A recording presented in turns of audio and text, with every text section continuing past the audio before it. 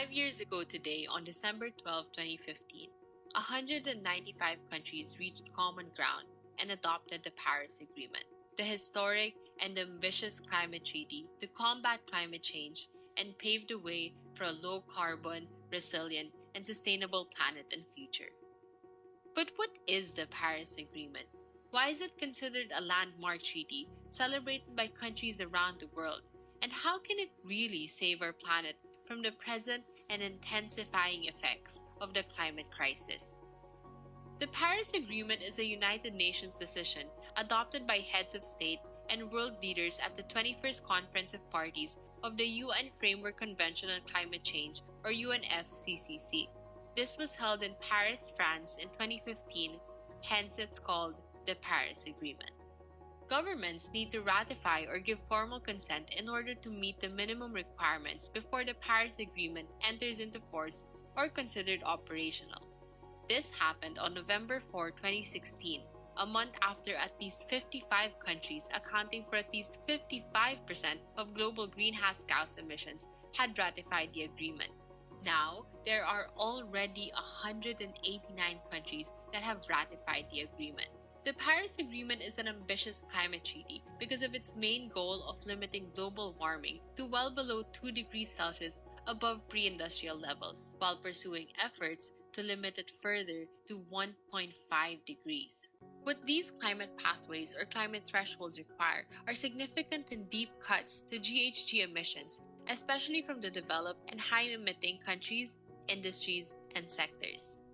The Paris Agreement adheres to the principles of climate justice, equity, and common but differentiated responsibilities and respective capabilities. That while the Paris Agreement acknowledges that climate change is a common concern for all countries and humankind, we have varying ways to take climate action in light of our different national circumstances. This is why the Paris Agreement urges developed countries to undertake economy-wide absolute emission reduction targets, as well as provide financial resources, technologies, and capacity development opportunities to developing countries. Particularly on the mobilization of climate finance, this should represent a progression beyond previous efforts. These are the three main provisions that the developed countries are obliged to make available for developing countries, which are also urged to prioritize actions that will build resilience to climate impacts. As the Paris Agreement relies on a robust accounting system to provide clarity on action and support by both the developed and developing countries, it articulates three important provisions.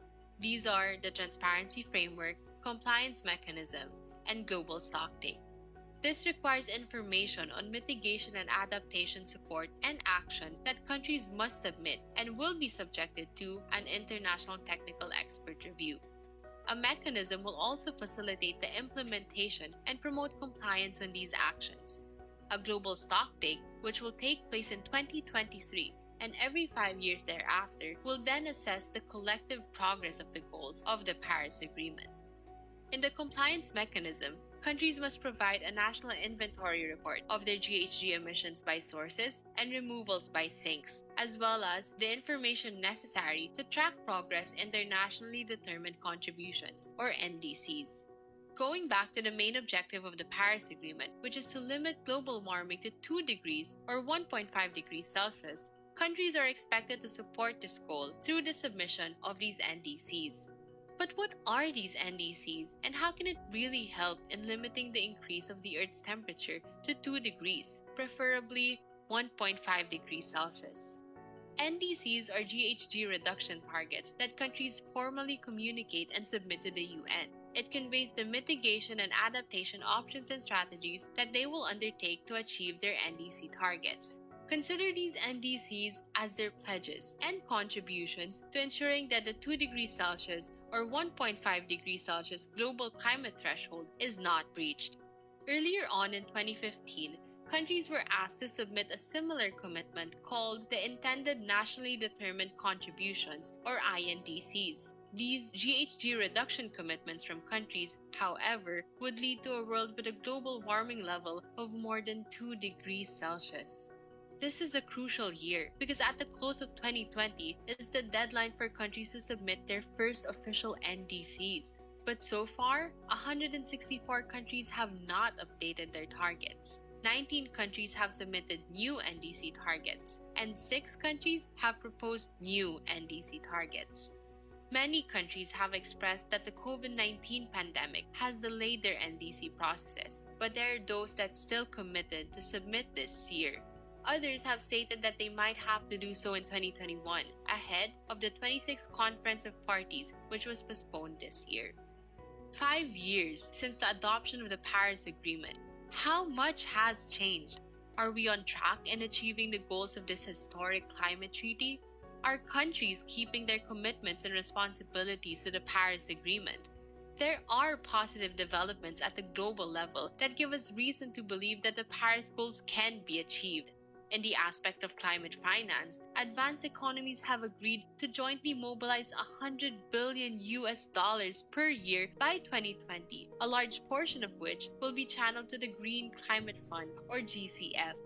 The GCF has pooled in $20.3 billion as resources for financing adaptation and mitigation projects from developing countries. This was a record year for the GCF for approving over $2 billion worth of projects, raising the total amount of approved projects to $7.3 billion, which, including co-financing from project proponents, amounts to $23.3 billion in funding.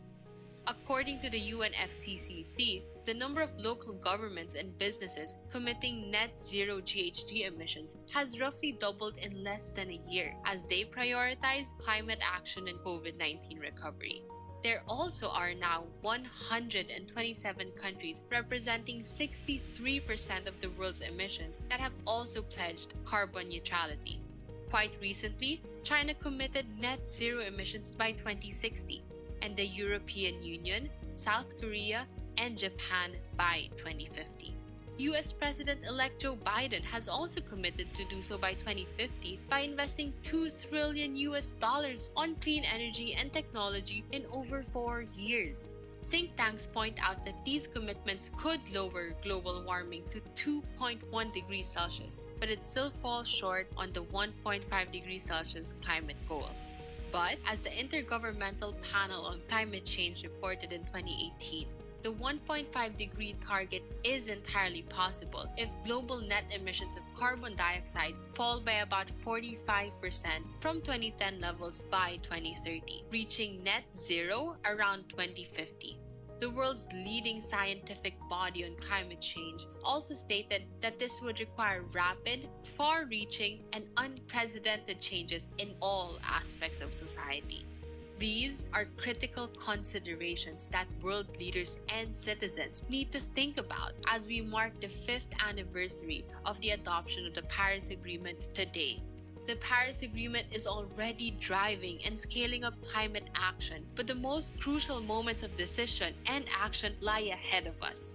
To this day, we must ask our world leaders to heed the science and exhibit greater leadership and action. As climate reality leaders, we have the power and the ability to influence the outcome of this crisis. The most urgent task is to ensure that the 1.5 degrees Celsius climate goal is not breached due to apathy and negligence. We must continue demanding that countries, including our own, submit and pledge better NDCs this year in order to have a better reality for all. We do this while we continue with our own climate initiatives, exhibiting the kind of leadership and action we demand from the rest of the world.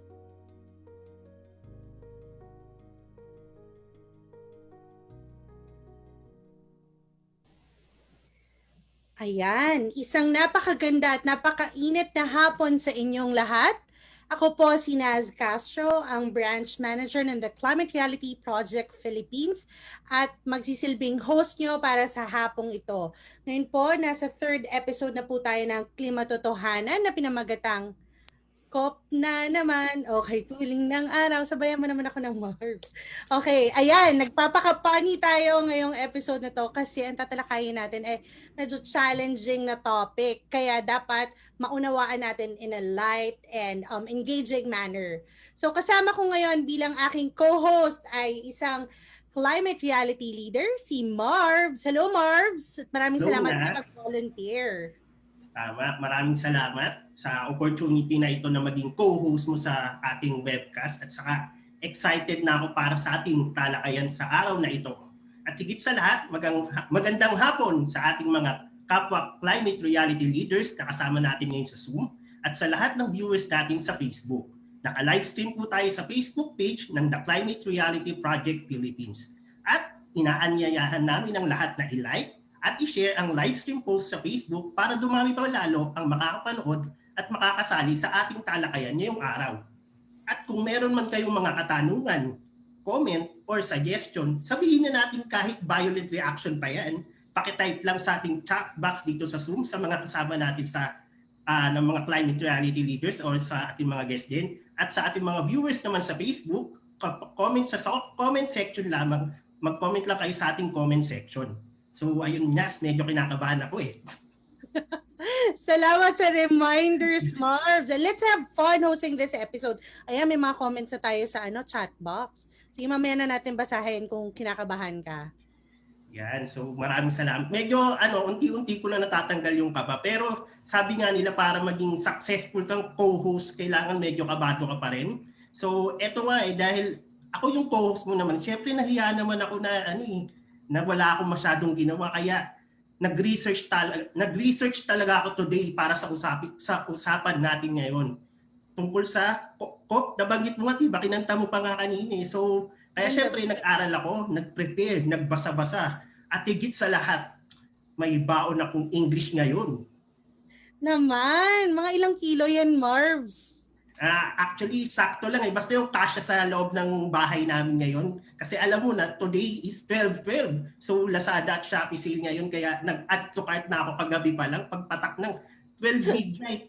At buti na lang, na-deliver yan yung mga gamit ngayon. Pero baka may dumating. So, pag bigla po ako nawala, alam nyo na. Pero sisiguraduhin ko na yung English ko ngayon, enough para hindi ako mag-nosebleed. Okay, Marv, sige. Ako naman tuloy ang kinabahan, parang hindi ako prepared sa lagay na to. Okay, sige. Speaking of 12/12, hindi lang Lazada at Shopee sale ito. Marvs, alam mo rin ba na ngayon ay isang importanteng event din? At alam mo ba kung anong sinaselebrate natin? Ano nga ba? Alam ko lang talaga sale ngayon kasi nga 12/12 eh. Oo nga, ano ba yan? Sige, ngayon reminder lang sa lahat na noong December 12, 2015, 5 years ago, inadopt ng iba't ibang bansa ang Paris Agreement. So, today, we are celebrating the 5th anniversary of the adoption of the Paris Agreement.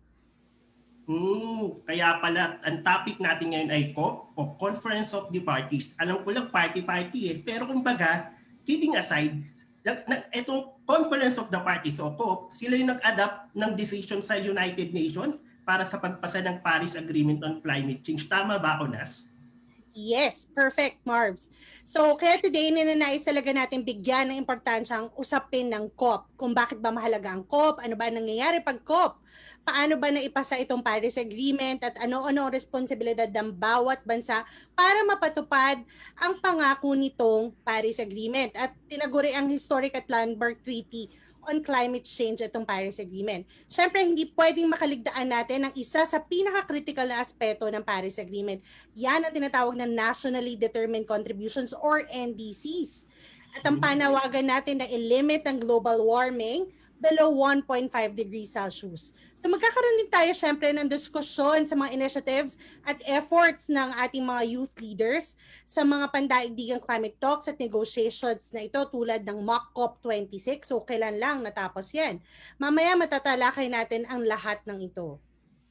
Nice. Grabe, na-excite ako sa webcast natin ngayon. Kaya pala ang Philippine branch nag-release din ng mga napakaganda mga social media materials tungkol sa Paris Agreement at yung nabanggit mo nga kanina, yung NDC at ang MAC COP26. Naku, kaya naman kung ako sa mga nanonood ngayon at mga kasama natin dito sa Zoom, kung hindi nyo pa nakikita ang mga ito, i-check nyo na sa ating mga social media accounts ng The Climate Reality Project Philippines. Huwag kalimutan ding i-like at i-share ang mga ito. Ang daming reminders ni Marvs, pero maraming salamat. So, tama ka dyan, Marvs, at para masimulan na natin ang ating jam-packed episode, kilalanin na natin ang ating mga panauhin para sa araw na ito. Yun, maraming salamat. Actually, nung nakita ko yung mga guests natin, na-realize ko ako pala torn among the roses. Kaya naman, para sa akin, ang ating mga guests ngayon ay WOPAC, Women on Power Against Climate Change. Kaya hindi ko na patatagalin pa. Isa-isa na natin sila ipakilala. So, ang una nating speaker ay si Attorney Alex Gamboa. Attorney Alex is an environmental lawyer and public policy specialist and law professor, and is currently the manager of government initiatives for RARE's branch office in the Philippines. She works with the strategy, partnerships, and development team to engage national and subnational government agencies and global institutions to create an enabling policy environment for the Philippines to promote and support community-led coastal and fisheries resource management. She also continually identifies avenues for engagement with various government-led projects and seeks to build the profile of RARE as a thought leader in the Philippines to promote sustainable conservation behavior. From her previous role as the Deputy Chief of the Legal Services Division of the Climate Change Commission of the Philippines, she contributes her experience in government policy and her experience negotiating in the United Nations Framework Convention of Climate Change or UNFCCC process. So, Attorney Alex, kamusta naman po kayo? Hi Marvs, thank you for the introduction. Hi Denaz. Okay naman po, but mga sinas, napakainit ng hapon na ito, which might of course be the most perfect way that we are talking about climate change today. Kasi yun nga, alam natin na pag climate change, yung init magiging lalong mainit. Thanks Marvs. Yes. Tamang-tama. So, i-introduce naman natin ang ating second WAPAC. Yes. Marv. So, since 2011, Attorney Aya De Leon has worked on policies and programs to address climate change through forest protection and management, promoting social governance and environmental safeguards. She has advised the Philippine government and non-government partners on forest and land use issues and rights, and regularly participates in the UN Climate Change Conference. She led the climate change and environment team of the Ateneo School of Government for 3 years. She was previously a lawyer with Saligan, an alternative legal NGO empowering marginalized groups to effectively engage with the Philippine legal and justice system. She is also a certified yoga teacher, enjoys playing obscure songs on the ukulele, and dabbles in graphic design and illustration. Sobrang interesting. Hi! Hello, Attorney Aya. Kamusta po? Hello, Naz. Hi, Marvs. Meron pang mga small tidbits about my non-professional interests. But that goes to show na yung mga climate and environmental lawyers ay hindi lang kami one track mind, kumbaga. Thank you so much for the invitation. I'm really happy to be here to be talking to the climate reality leaders and of course to our audience and to see other colleagues like Alex and Niner. I'm sure marami tayong mga interesting na mapapag-usapan ngayong hapon. Perfect. Yes, tama. So, thank you, Atty. Aya. So, ito naman yung sa third guest natin mula sa part ng WOPAC, si Atty. Niner Diao. Niner has been working on international and domestic climate change policy since 2009.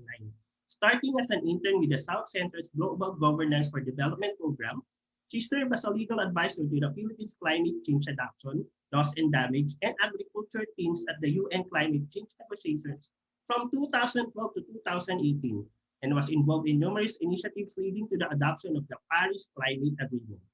She has taught climate change policy and international law in several institutions and currently serves as a senior legal associate at the Institute of International Legal Studies of the University of the Philippines Law Center, heading its International Environmental Law Research Program.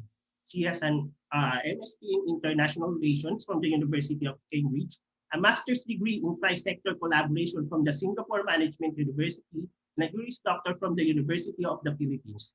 Niner is also a certified therapy dog handler, frustrated novelist, and aerial arts enthusiast. So medyo na-curious ako, Atty. Niner, sa inyong pagiging therapy dog handler, frustrated novelist. So pwede ba mag-share kayo ng konti kung tungkol po dito? Okay. Thank you sa introduction tsaka sa invitation. therapy dog handler with community. So we work with guidance offices, ganyan. In high schools, grade schools, we bring the therapy dogs to help them engage with yung special population, tsaka pang stress relief na rin ng ibang students, ganyan. So it's an tawag namin din ay animal assisted interventions that help with mental health. So yung sa frustrated novelist naman, bilang frustrated ako, wala pa talaga akong nasusulat. Marami lang ideya, pero unfortunately, kailangan kumayod sa career. So, yun na muna. Priorities. Tama. So, Thank you. Thank you, Attorney Nainer. So, tatlo pa lang yan. Yes. Sino ang ating pang-apat? Medyo umiinit lalo, no, Marv? Okay. Nauwaw na nga ako eh. Our fourth wapak is Sarah Jane Ahmed. She's an energy finance analyst for the Institute for Energy Economics and Financial Analysis in the Philippines, or AIFA. She is the author of several studies on island grid transition to renewables, coal-stranded asset risk, rooftop solar and auctions. She's a former investment advisor specializing in originating and structuring energy opportunities in emerging markets. Marvs, dito ka kabahan. Dito mo ilalabas ang iyong mga baon. Oh, Hi, good afternoon, Sarah. Hi, Naz. Hi, Marv. Thank you for inviting me and looking forward to the discussion. Okay. So I think I need to speak in English for the whole duration, but forgive me if I spoke in Tagalog. So anyway, thank you, Sarah. It's And okay. so for our next speaker, I'll introduce Bea Dolores. Bea Dolores is a climate reality leader and mentor who is one of the organizers and spokesperson of MAC COP26, a youth-led conference on climate change which filled in for what should be in this year's COP26. She's trained in architecture and urban design. That is why, apart from the technicalities of the profession, she uses the power of art to creatively educate and inform about environmental and social issues. She helped start a local disaster risk management focused heritage preservation project called Pamanatag. Bea is also a Bambike ambassador and co-founder of an artist heritage and urban renewal org called Renacimiento Manila. So, Miss Bea, sorry if may na-pronounce akong mali-mali. So, kamusta naman kayo? Hello, great. Actually, literally, kakarating ko lang. So, ng bahay. So, yeah. Then, you pronounced them correctly naman. So, it was great. Medyo nabahan ako eh. Baka magkamali ako. Hi, Bea. Okay, and our last wapak. Yes. Mitzi Zunel Tan is a climate justice activist based in Metro Manila, Philippines. She is the convener and international spokesperson of Youth Advocates for Climate Action Philippines, which is like the Fridays for Future of the Philippines. She is also active in Fridays for Future International, advocating for climate justice and making sure that voices of most affected peoples and areas, strikers are heard, amplified, and given space. She first became an activist in 2017 after integrating with indigenous leaders of her country, which pushed her to realize that system change is what we need for a just and greener society. Hi, Mitzi! Also on the road. Hello, everyone. Very excited to, have this discussion and to get to talk to everyone, and very fun yung discussion. So, abangan nyo, guys. Okay. So that's round up for all our female women climate leaders for the show. So, ngayon, simulan na natin. Nag-overtime na raw tayo sa introduction pa lang. Syempre, grabe talaga, jam-pack na jam-pack, pati ang mga bios ng ating mga speakers. So, yung first part ng segment natin is definition of terms. So, dahil medyo technical itong pag-uusapan nating mga topics, we compiled some terminologies, technical terminologies, mga words na i-define ng ating mga speakers. So, ang challenge natin sa kanila, dapat Marvs, ma-explain nila in the most simplest way possible. So, medyo kinakabahan na sila kasi hindi nila alam kung ano yung mga words at kanino mapupunta. Naku, recitation to. Go, Marvs. Ako, wala akong idea kung ano ba yung pag-uusapin natin today. Kaya nga excited talaga ako. Okay, gusto mo simulan na natin. Ano yung first word natin? Dun, dun, dun, dun. Paris Agreement. Sino kaya ang maswerte? I think Attorney Alex, ang ganda ng ngiti ni Attorney Alex eh. Simulan na natin, Attorney Alex. Go ahead. Yes, ito yung lumabas sa introduction video. Kaya alam ko to. Joke lang. So, the Paris Agreement is the international agreement on climate change na yun, as sinabi nga kanina sa introduction video, it's its 5th anniversary today, and that is why we are here. It was signed on 12/12/2015, and it is a legally binding agreement signed by the countries who are party to the UNFCCC that finally includes in the text na we will limit global emissions to 2 degrees Celsius pre-industrial levels with the increased ambition or goal of keeping it below 1.5 degrees Celsius. And this is a landmark climate change agreement. As mentioned, it's very much celebrated because it is seen as one of the international agreements on climate change that have very strong provisions. And that is why it is also the first legally binding climate change agreement. Thank you. Marvs, naka-mute ka pero parang ano mo sobrang sinasabi. kaba at excitement ko, naka-mute pala ako, salita ako ng salita, so sorry po. So, pero yung narinig ko naman yung sinabi ni Attorney Alex, so grabe, yung ko lang nalaman na itong Paris Agreement pala is hindi siya basta-basta agreement lang na pinagkasunduan ng mga world leaders, kumbaga related pala talaga siya, kumbaga may naganap talaga na conference, which is basta talakayin pa natin habang umuusad yung webcast natin today. So, actually, yung Paris, ang naaalala ko lang dito, yung Lovers in Paris. So, kaway-kaway sa mga K-drama fans dyan. Pero, yung susunod naman na topic na pag-uusapan natin. Yan. So, ito, Paris Agreement Rulebook. So, I think, Attorney Alex, baka pwede kayo mag-follow up tungkol dito. Or yung mga iba pang guest natin, baka may idagdag din sila. Uy, grabe. Akala ko ano lang, one question. Joke lang. Thanks, Marbs, sa pag-volunteer.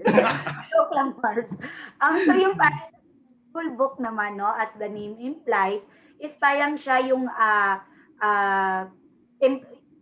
implementing rules and regulations ng Paris Agreement. So, kung makikita mo kasi yung Paris Agreement, medyo skeletal agreement lang siya kasi pero mahaba na siya, marami na rin siyang details.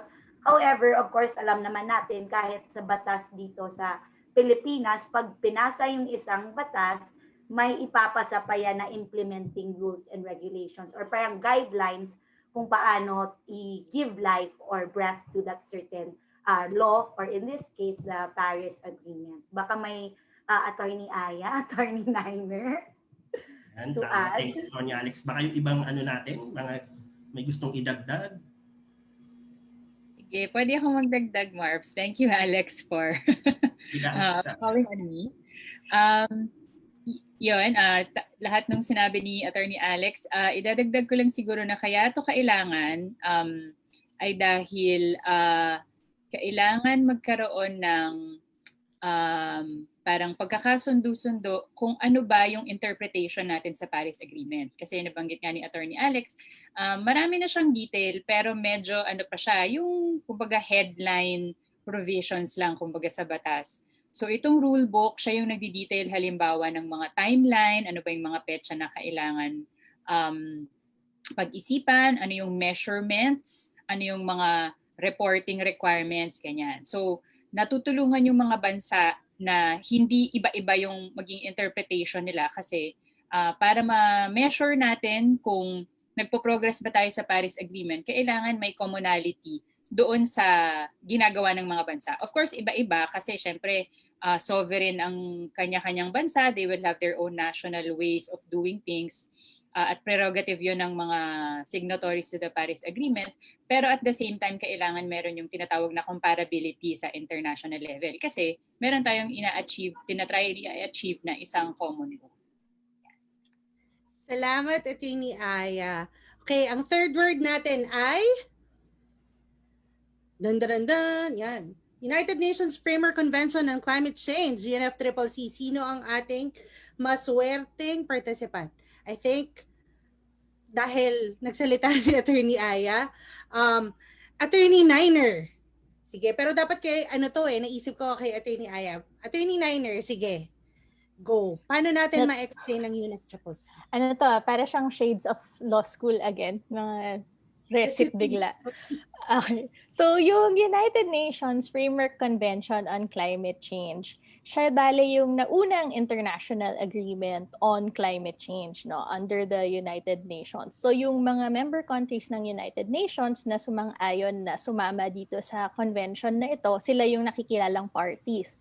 Yung UNFCCC or UNFCCC, siya yung nagsisilbing parang nanay ng Paris Agreement. So yung targets, yung UNFCCC, ang sinasabi niya, we all have to come together to commit to climate action. Tas ito yung mga responsibilidad, yung mga obligasyon ng developing countries, ng developed countries, ganyan. Pero very general pa kasi siya, tsaka very motherhood statement. So itong Paris Agreement na pag-usapan ng mga parties, ng mga bansa na sige, kailangan natin magkaroon ng isa pang agreement na mas magbibigay ng detail kung paano natin pwedeng i-implement itong UNFCCC. Kaya pinanganak si Paris Agreement. Actually, parang info overload na ako today. So baka mamaya may exam kami mga climate reality leaders. So tandaan na natin yung mga abbreviation na to, acronym. So ayan, thanks Attorney Niner. So para sa ating susunod na katanungan ng word for this webcast, ang tatanungin natin ay si Attorney Aya for G77 plus China. So tama ba G77 or G77? Yes, G77 plus China. Yung UNFCCC, so isa siyang treaty, di ba? Isa siyang convention ng United Nations at once a year ay nagtitipon-tipon yung mga parties o yung mga nakapirma dito sa UNFCCC para mag-negotiate yung pag-usapan, paano ba siya i-implement, ano ba yung pagtutulungan ng mga bansa, ano yung mga obligasyon, yung sabi nga ni Attorney Niner. Ngayon, dahil napakaraming bansa at kahit na under the UN system, dapat pantay-pantay yung deciding power at yung ability to influence ng mga bansa, di ba, sa isang proseso na ganito. In reality, nag-iiba-iba talaga kasi talaga namang iba-iba yung kumbaga power ng mga bansa, di ba? Depende yan sa sino yung mayayaman, sino yung mas influential. So nagkakaroon tayo ng mga tinatawag na negotiating bloc or kumbaga siguro yung term nagkakampi-kampihan, di ba? Parang kung kailangan mo mag-consolidate ng power, negotiating power, political power, hahanapin mo yung mga countries na meron kayong similar na interests para mas lumakas yung boses nyo. So itong si G77 and China, ito ay negotiating bloc ng mga developing countries na napakarami, na karamihan dito yung mga pinaka-vulnerable to climate change, pero madalas hindi ganun ka-strong yung nagiging voice nila because of many different reasons. Kaya G77 and China yung tawag kasi I think nung nabuo siya, noon-noon pa, nagsimula sila na 77 developing countries, pero more than 77 na siya ngayon. Pero na-retain yung name kasi parang kilala na siya doon. At yung intindi ko kung bakit may plus China ay dahil kahit developing country ang China, so isa siya doon sa block na yan, isa siyang makapangyarihan na bansa. So medyo strategic yon na G77 kami, developing countries kami, pero nasa amin si China, wag niyong kakalimutan. At ano yan, parang extra suntok kumbaga sa negotiating block. Gets Marvs? Grabe. Ano yung mga viewers din natin? May mga eureka moments din, no? Okay, so kung may negotiating block, meron ding advocacy blocks. And I think the next two terms ang tatawagin natin ay si Sarah Amen. So the next word is Climate Vulnerable Forum. Sarah? Thanks, Naz. So the Climate Vulnerable Forum was founded in 2009. The membership now today spans 48 countries, and it was founded in 2009 by vulnerable developing countries, including the Philippines, by the president of the Maldives at the time, President Mohammed Nasheed.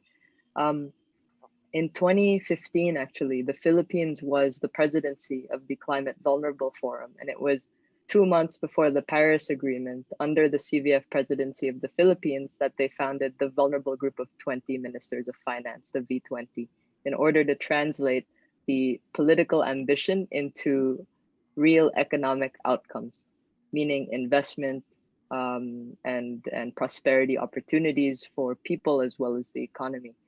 And something that's important to note is the CVF was instrumental during the Paris Agreement, because it was the CVF's leadership that led to the 1.5-degree goal of the Paris Agreement. And the reason for that big push from vulnerable countries is the difference between 2 degrees and 1.5 degrees is the difference between virtually eliminating all coral reefs at 2 degrees and just over 70 to 90% decline in coral reefs with a 1.5-degree trajectory. So that's a big difference for the fisheries industry and vulnerable populations.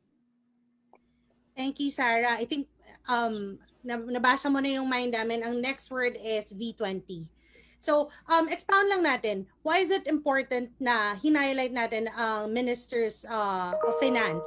Why not the environment and natural resources ministers or foreign ministers?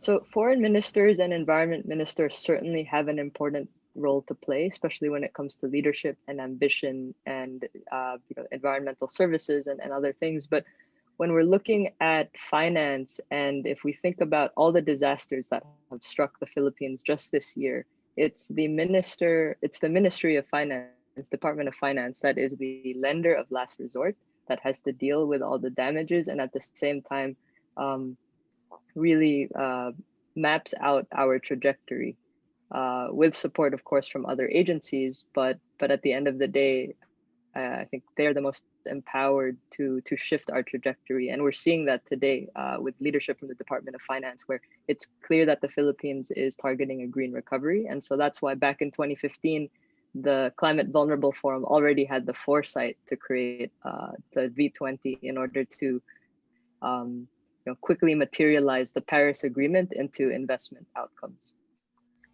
Thank you, Sarah. Okay, Marvs. Ano ang sunod nating word?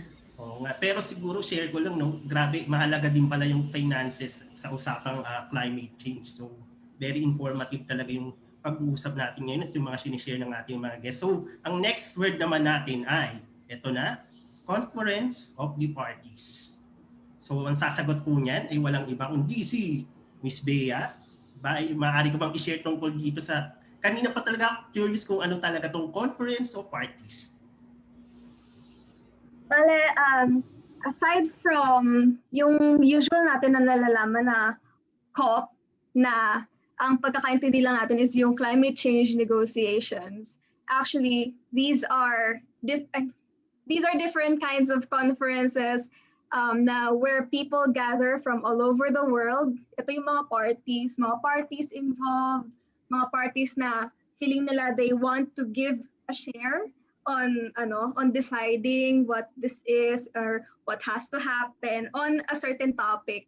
So there's this UNFCCC, the UN framework, United Nations Framework Convention on Climate Change. So that's technically when we are going to discuss about COP right now, yung COP na pinag-uusapan natin, that's technically UNFCCC COP. Hindi lang siya COP because there's also the conference about the biodiversity and migratory species. The migratory species was a few years ago here in the Philippines, yung host country. It was on yung pinag-graduatean PICC So yeah, there's different kinds of topics na pinagdidiskussan ng mga different parties all over the world. And right now we are going to discuss about the UNFCCC, so Convention on Climate Change na Conference of Parties. Thanks, Ms. Dea. So, grabe pala, no? Kala ko, yung Conference of Parties, yun na yun. So, very broad pala siya at saka ang dami pa palang under na parang mga subcategories, kumbaga. So, thanks, Ms. Bea. So, Nas? Marvs, may joke si Bea dyan. Dahil ang title natin, COP na naman. Okay, sige, tuloy ng sige. araw. Excited ako, Eh, excited. anong kasunod ng kanta? Stop! Stop! Stop na naman mali. Anyways, sige, funny eh. Okay, Thank you, sige. Kay. Actually, gusto ko rin kumanta pero next time na lang. So anyway. Okay, I think yung sunod natin, this is very interesting and bago.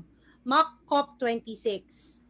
So, alam ko naririnig nyo na, nakikita nyo na yan sa social media platforms ng Climate Reality Project Philippines. Ngayon, tanungin natin si Mitzi to explain ano ba ang Mock COP26. So yung mock COP26, di ba kasi this COP26, dapat nangyari siya this year.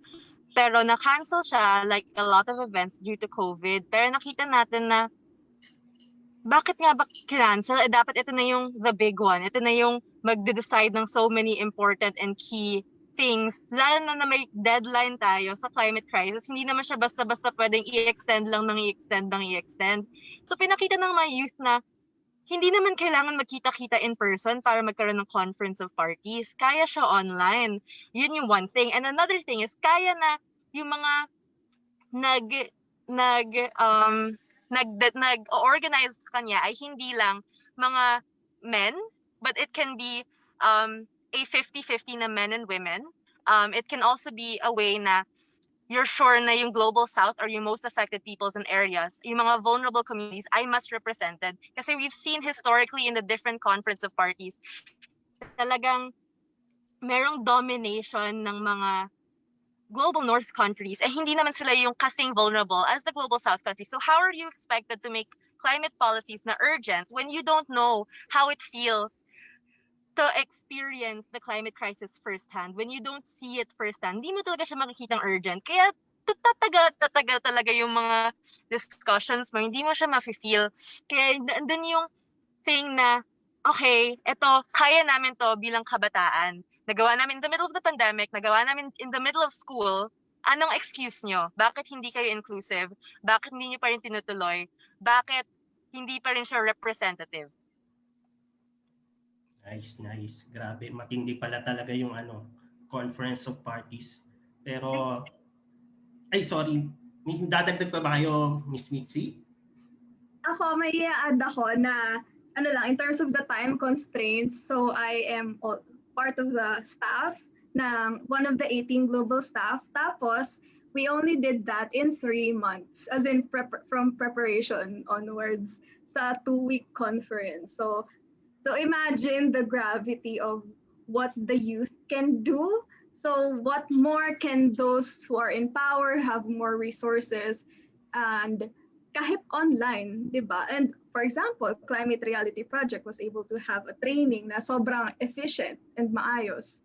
So ano yung excuse nila? Yes, tama. Agree ako dyan. So, bago tayo mag-move sa ating next topic or word, siguro may parang follow-up question lang ako kasi yun nga puro numbers tayo ngayon, mga acronym, abbreviation. Pero ano ba tong 26 na to? Ano yung sinisimbolize niya? So, any takers po na gustong sumagot? Ako na, ibig sabihin 26 years na ito pinag-uusapan at wala pa ring big anything na nangyayari. Andito pa rin yung climate crisis, still not being treated as a crisis, as an emergency. Andyan pa rin yung deadlines natin. Nag-move forward pa yung deadlines natin. It's earlier now than it used to be. So something is wrong there and we have to fix that. Yun pala yung thanks, Miss Mitzi. So yun pala yung ibig sabihin ng 26. So grabe, sobrang ang dami kong natututunan na kaya naman mag-move na tayo sa next word natin. Na pwede pong sumagot yung lahat sa next word na lalabas ko. Ito po, ang Green Climate Fund or GCF.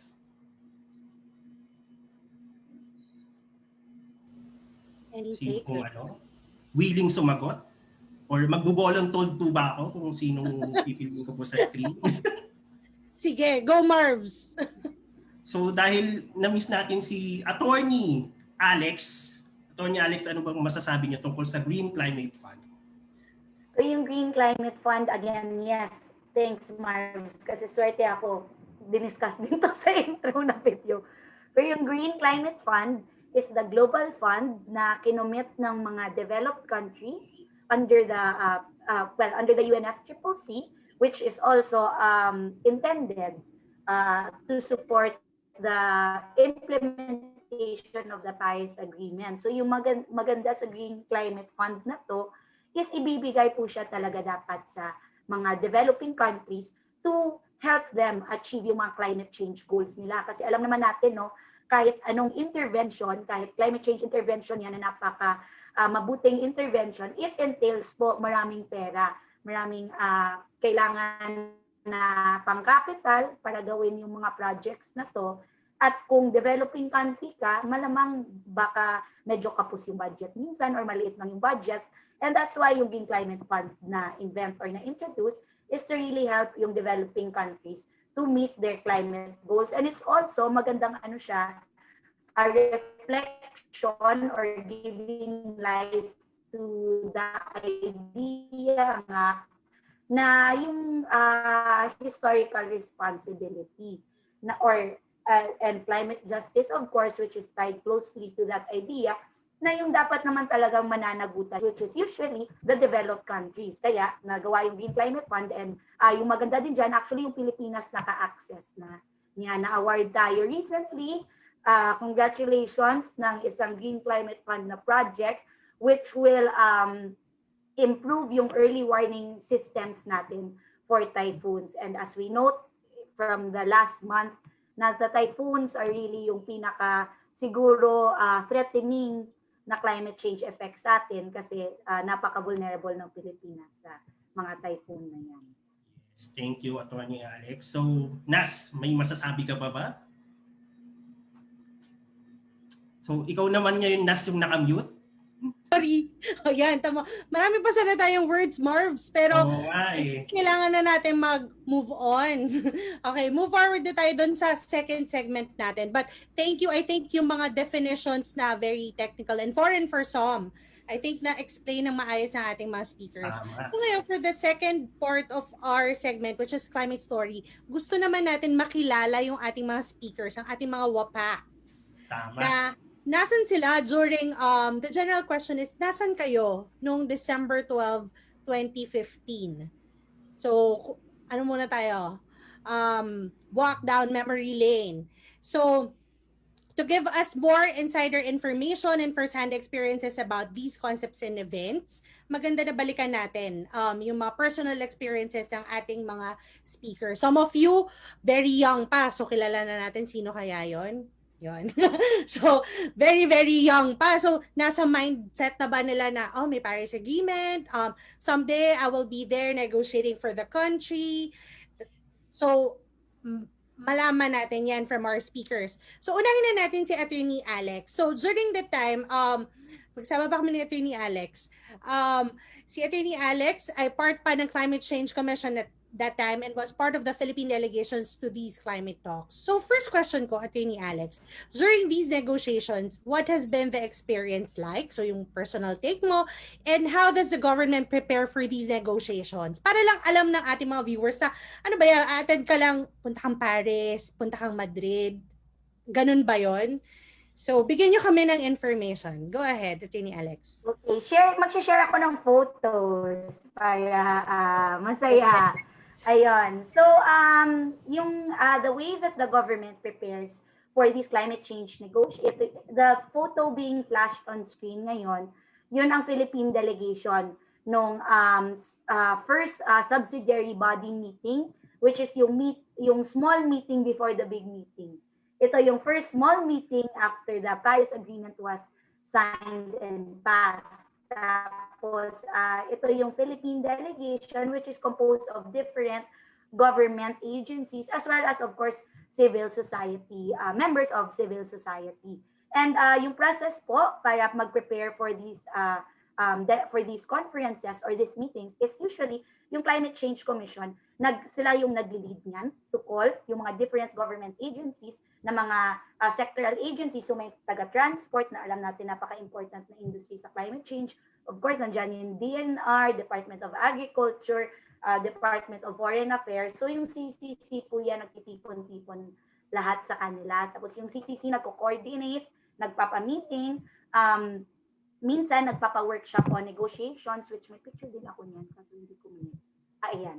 Ayun no, si Attorney Niner pala nandyan. May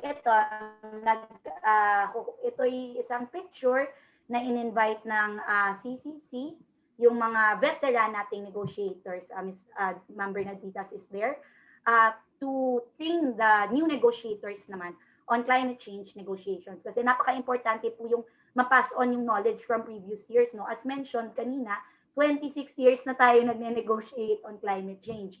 At ako naman po, hindi naman po ako ganun katanda na 26 years ago nasa negotiating table na ako. So kailangan pong may ganung passing on of the knowledge. And yun yung role ng Climate Change Commission is to pull everyone in and prepare us to sit on those tables sa United Nations. Now, may nangyayari ba sa climate change negotiations?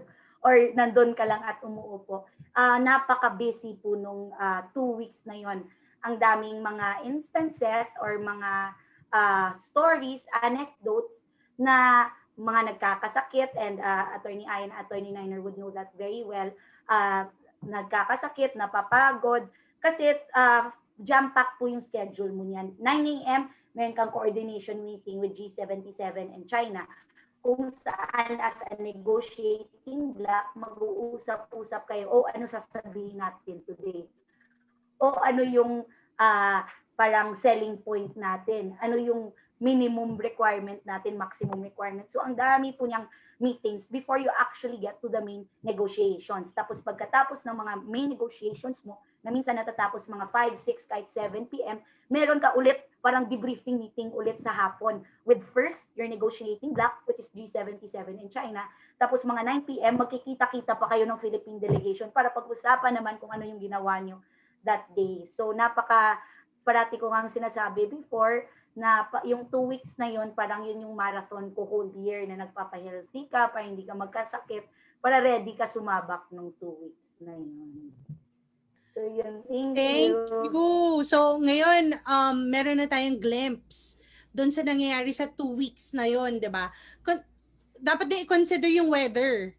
Usually, COP happens November, December. Tapos kung sa Paris yan, very cold. Last question, Attorney Alex. Very, controversial tong question na to. Nung ninegotiate yung Paris Agreement text, bakit dalawang naging goals? Bakit hindi na lang 1.5? Straightforward, 1.5. Ano ba nangyari during the negotiations between developed countries at developing countries? Yes. Siyempre, I don't wanna say siyempre, pero usually, as a developed country, gusto mong i-limit naman as much as possible to the higher number. Kasi nung minention ko nga kanina, pag historical responsibility yan, mas mananagot yung developed country. So according, kung ikaw, example, developed country leader ako, iisipin ko, mas konti yung liability ko or yung kailangan kong pananagutan kung hanggang 2 degrees lang ako. Kaya yung push was talaga from developed countries sa 2 degrees Celsius lang. Now, of course, yung 1.5 degrees Celsius na goal was pushed and was made very important, especially by the CBF, as mentioned earlier by Sarah, as well as also yung negotiating bloc na small island developing states.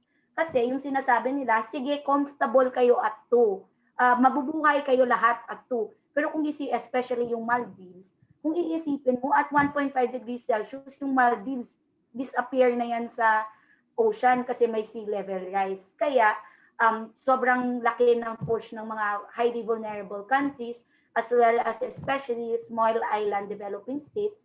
Kasi sabihin natin kahit majority ng mundo okay sa 2 degrees Celsius, yung parang existential crisis ba ng mga small island states ay nakasalalay sa 1.5 degrees. Kaya and of course, para maipasa yung Paris Agreement, sinabi nila, sige, yung dalawa na yung ilalagay natin.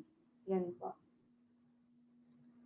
Yes, so napakagandang So yung palang point, kahit anong point pa yun, sobrang mahalaga pala yan. So thank you to Attorney Alex sa pag-share. So from non-government perspective naman, so ang tatanungin natin is si Attorney Niner at saka si Attorney Aya. So ito, siguro ibabato ko na yung mga questions, just elaborate nyo na lang yung gaano kahalaga sa Conference of Parties yung mga non-government organizations, saka yung sa society natin, yung sa mga ordinary citizens, saka yung influence niya sa negotiation process. Kumbaga may malaking factor ba pag NGO ka? Saka yung siguro kung may ma-share kayong most remarkable initiative na nagawa na natin or nagawa na ng mga NGOs. And also yung paano nga ba itong UN climate talks is hindi siya yung parang usapang ano lang, kunwari ang mga nag-uusap-usap lang is yung mga government leaders or yung mga world leaders to be specific. So, kayo na pong bahala kung sinong maunang sumagot. Sige, actually, joint kami ni Niner kasi may pictures din kami i-share. And joint kasi magkasama kami that whole time. Of course, with Attorney Alex. Niner and I used to work at the Ateneo School of Government.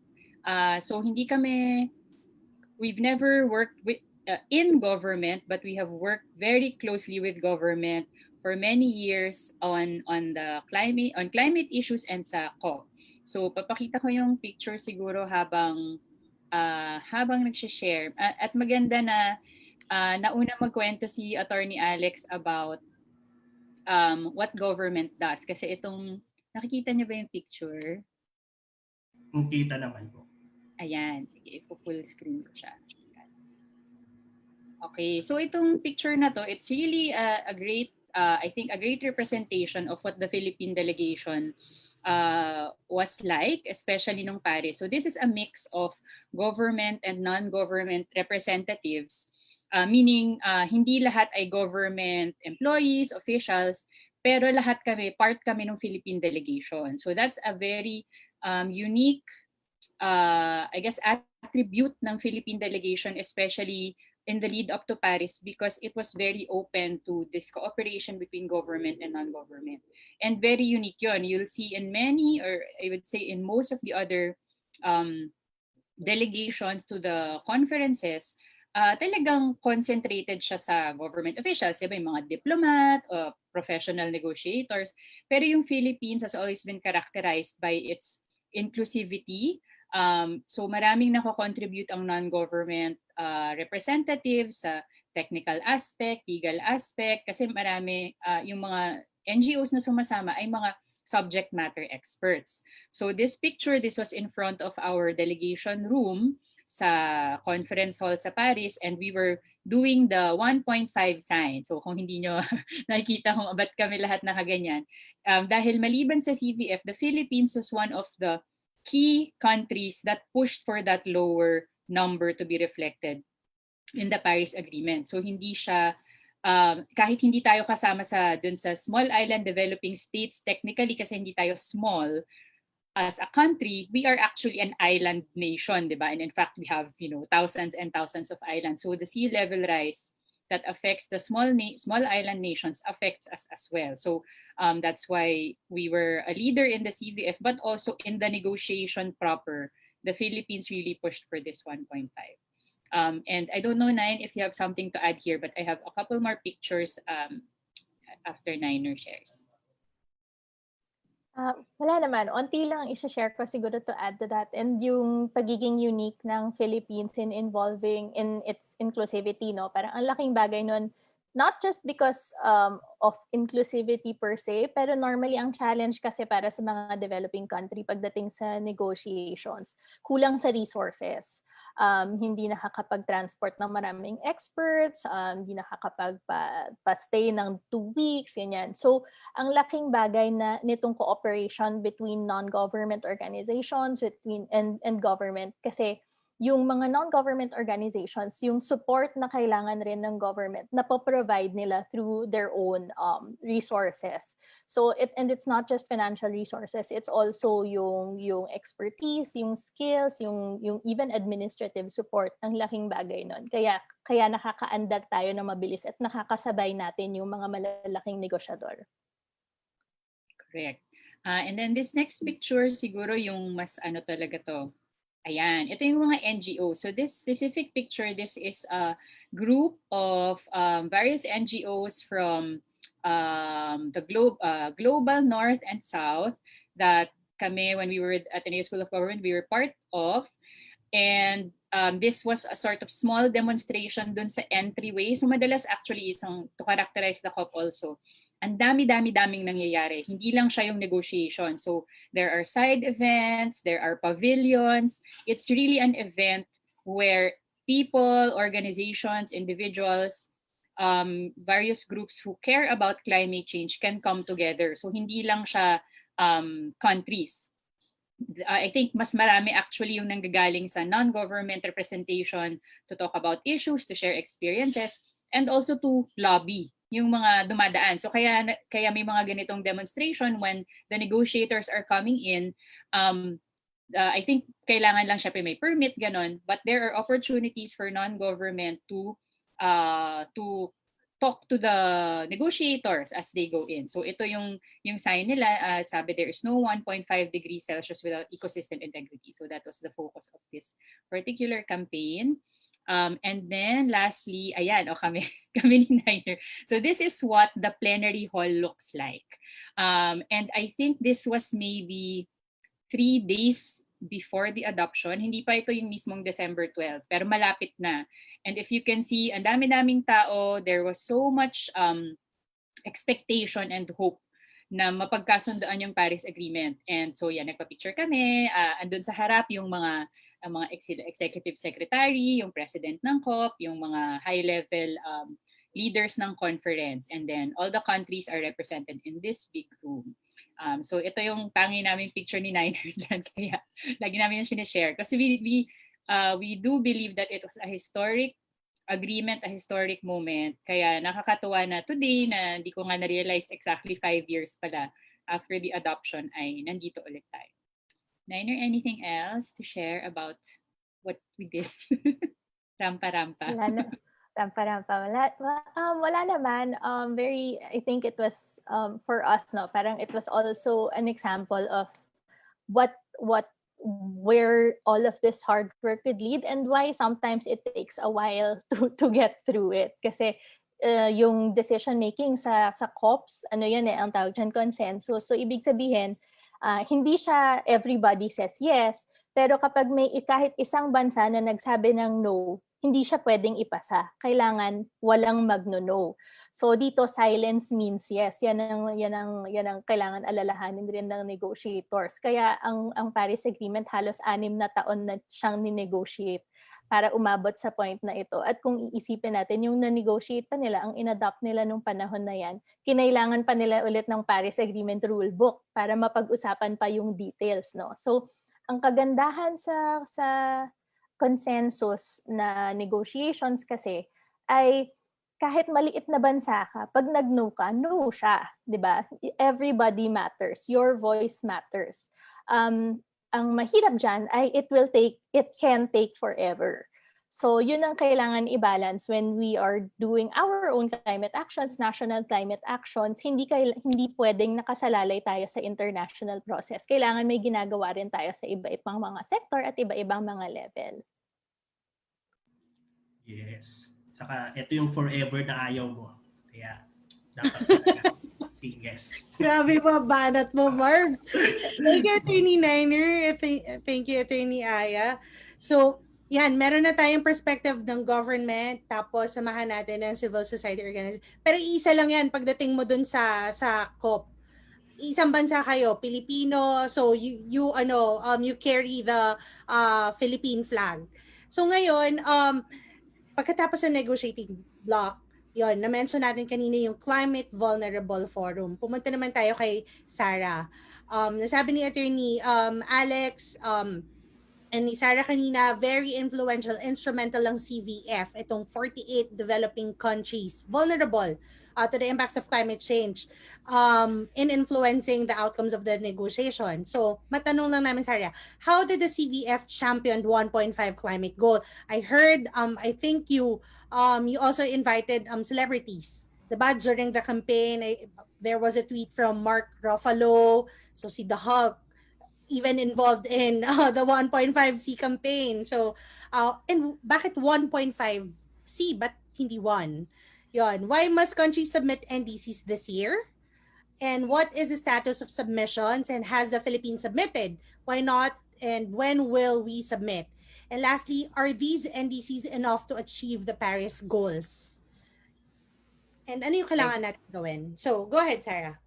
Okay, thank you. That's a lot of questions. Let me see what I can catch, and then just let me know if I miss anything. But I also just want to maybe show some pictures of the founding of the CVF. Sarah, sorry, Uh, para makita nating lahat, I think you need to show yung presentation view. Presenter view. Yes. Okay. Is it on presenter view? Hindi pa. May next No. slide. Nakikita namin yung next slide and ano. Play from current slide maybe. Okay, Yeah. there. Okay, great. Yeah. So right, it was founded in the Maldives in 2009, and in 2011 to 2013, the Bangladesh took over the presidency, and this is important. And this comes back to where the 1.5 degree goal comes from. So I already mentioned the V20 founding, but so during the Bangladesh presidency, the CVF put out a report called the Climate Vulnerability Monitor, and this is to study vulnerability of countries prior. This is prior to Paris. This was 2013. So as mentioned, the Paris Agreement was basically 5 years in the making. It didn't happen overnight. And so this was the basis for the CVF fighting for a 1.5 degree limit and not a 2 degree limit. And so since then, there were many campaigns throughout all in the run up to Paris. And this is post Paris, where the CVF also has a 100% renewable energy goal by 2050. And this was done after the Paris Agreement COP. There was another COP, which was in Morocco. And this just is 2018, some years later, where the CVF held the first ever virtual summit prior to COVID-19 normal, where we convened heads of state to pledge for enhanced, ambitious climate action. And this was during the last COP in Madrid, where there was a Mad for Survival campaign, because as we know, the 2020 deadline was right around the corner. And with that, maybe I can just request the Climate Reality to play the Midnight campaign video, and then I can talk through it after.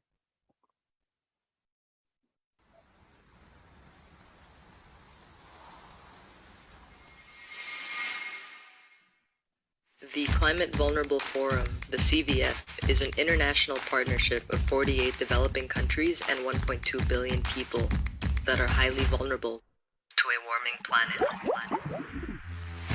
The forum serves as a South-South cooperation platform to safeguard the 1.5 degree goal by enhancing the urgency for global ambition for concrete climate adaptation and mitigation action for vulnerable countries and communities. We are at the precipice of surpassing 1.5 with dire consequences. The CVF launches a Midnight Survival Deadline initiative for the climate, calling all nations to commit to new action with upgraded national contributions, or NDCs, by midnight on December 31st of this year, as required by the Paris Agreement. All our futures are counting on it. Thank you for playing that video. So this video is part of the Midnight Climate Survival Deadline campaign of the CVF. So 2020 has been a record-breaking year for natural disasters, and breaching the 1.5 degree threshold clearly reverses hard-fought development gains. So during the week of the UN General Assembly this year, the Climate Vulnerable Forum heads of state called for staying on track and updating the NDCs by the Midnight Survival Deadline for climate at the end of the year. And the reason why it's critical that 2020 is seized and that it's not pushed on to 2021 for implementation starting maybe 2022 or 2025 is that vulnerable developing countries, including the Philippines, time is not on our side. Part of ambition is the timing. And so that's why it is definitely key for us to submit, and not just the Philippines, but everyone, submit their NDCs by 2020. And there are many countries chasing this deadline. And I guess your other question, Naz, was actually I can't remember right now. If you could repeat the last few. Any updates on the NDCs of the government of the Philippines? Is it ready or? Yeah, so I think for the most part, it is ready because the Department of Energy actually submitted their part of the NDC, which is a key component.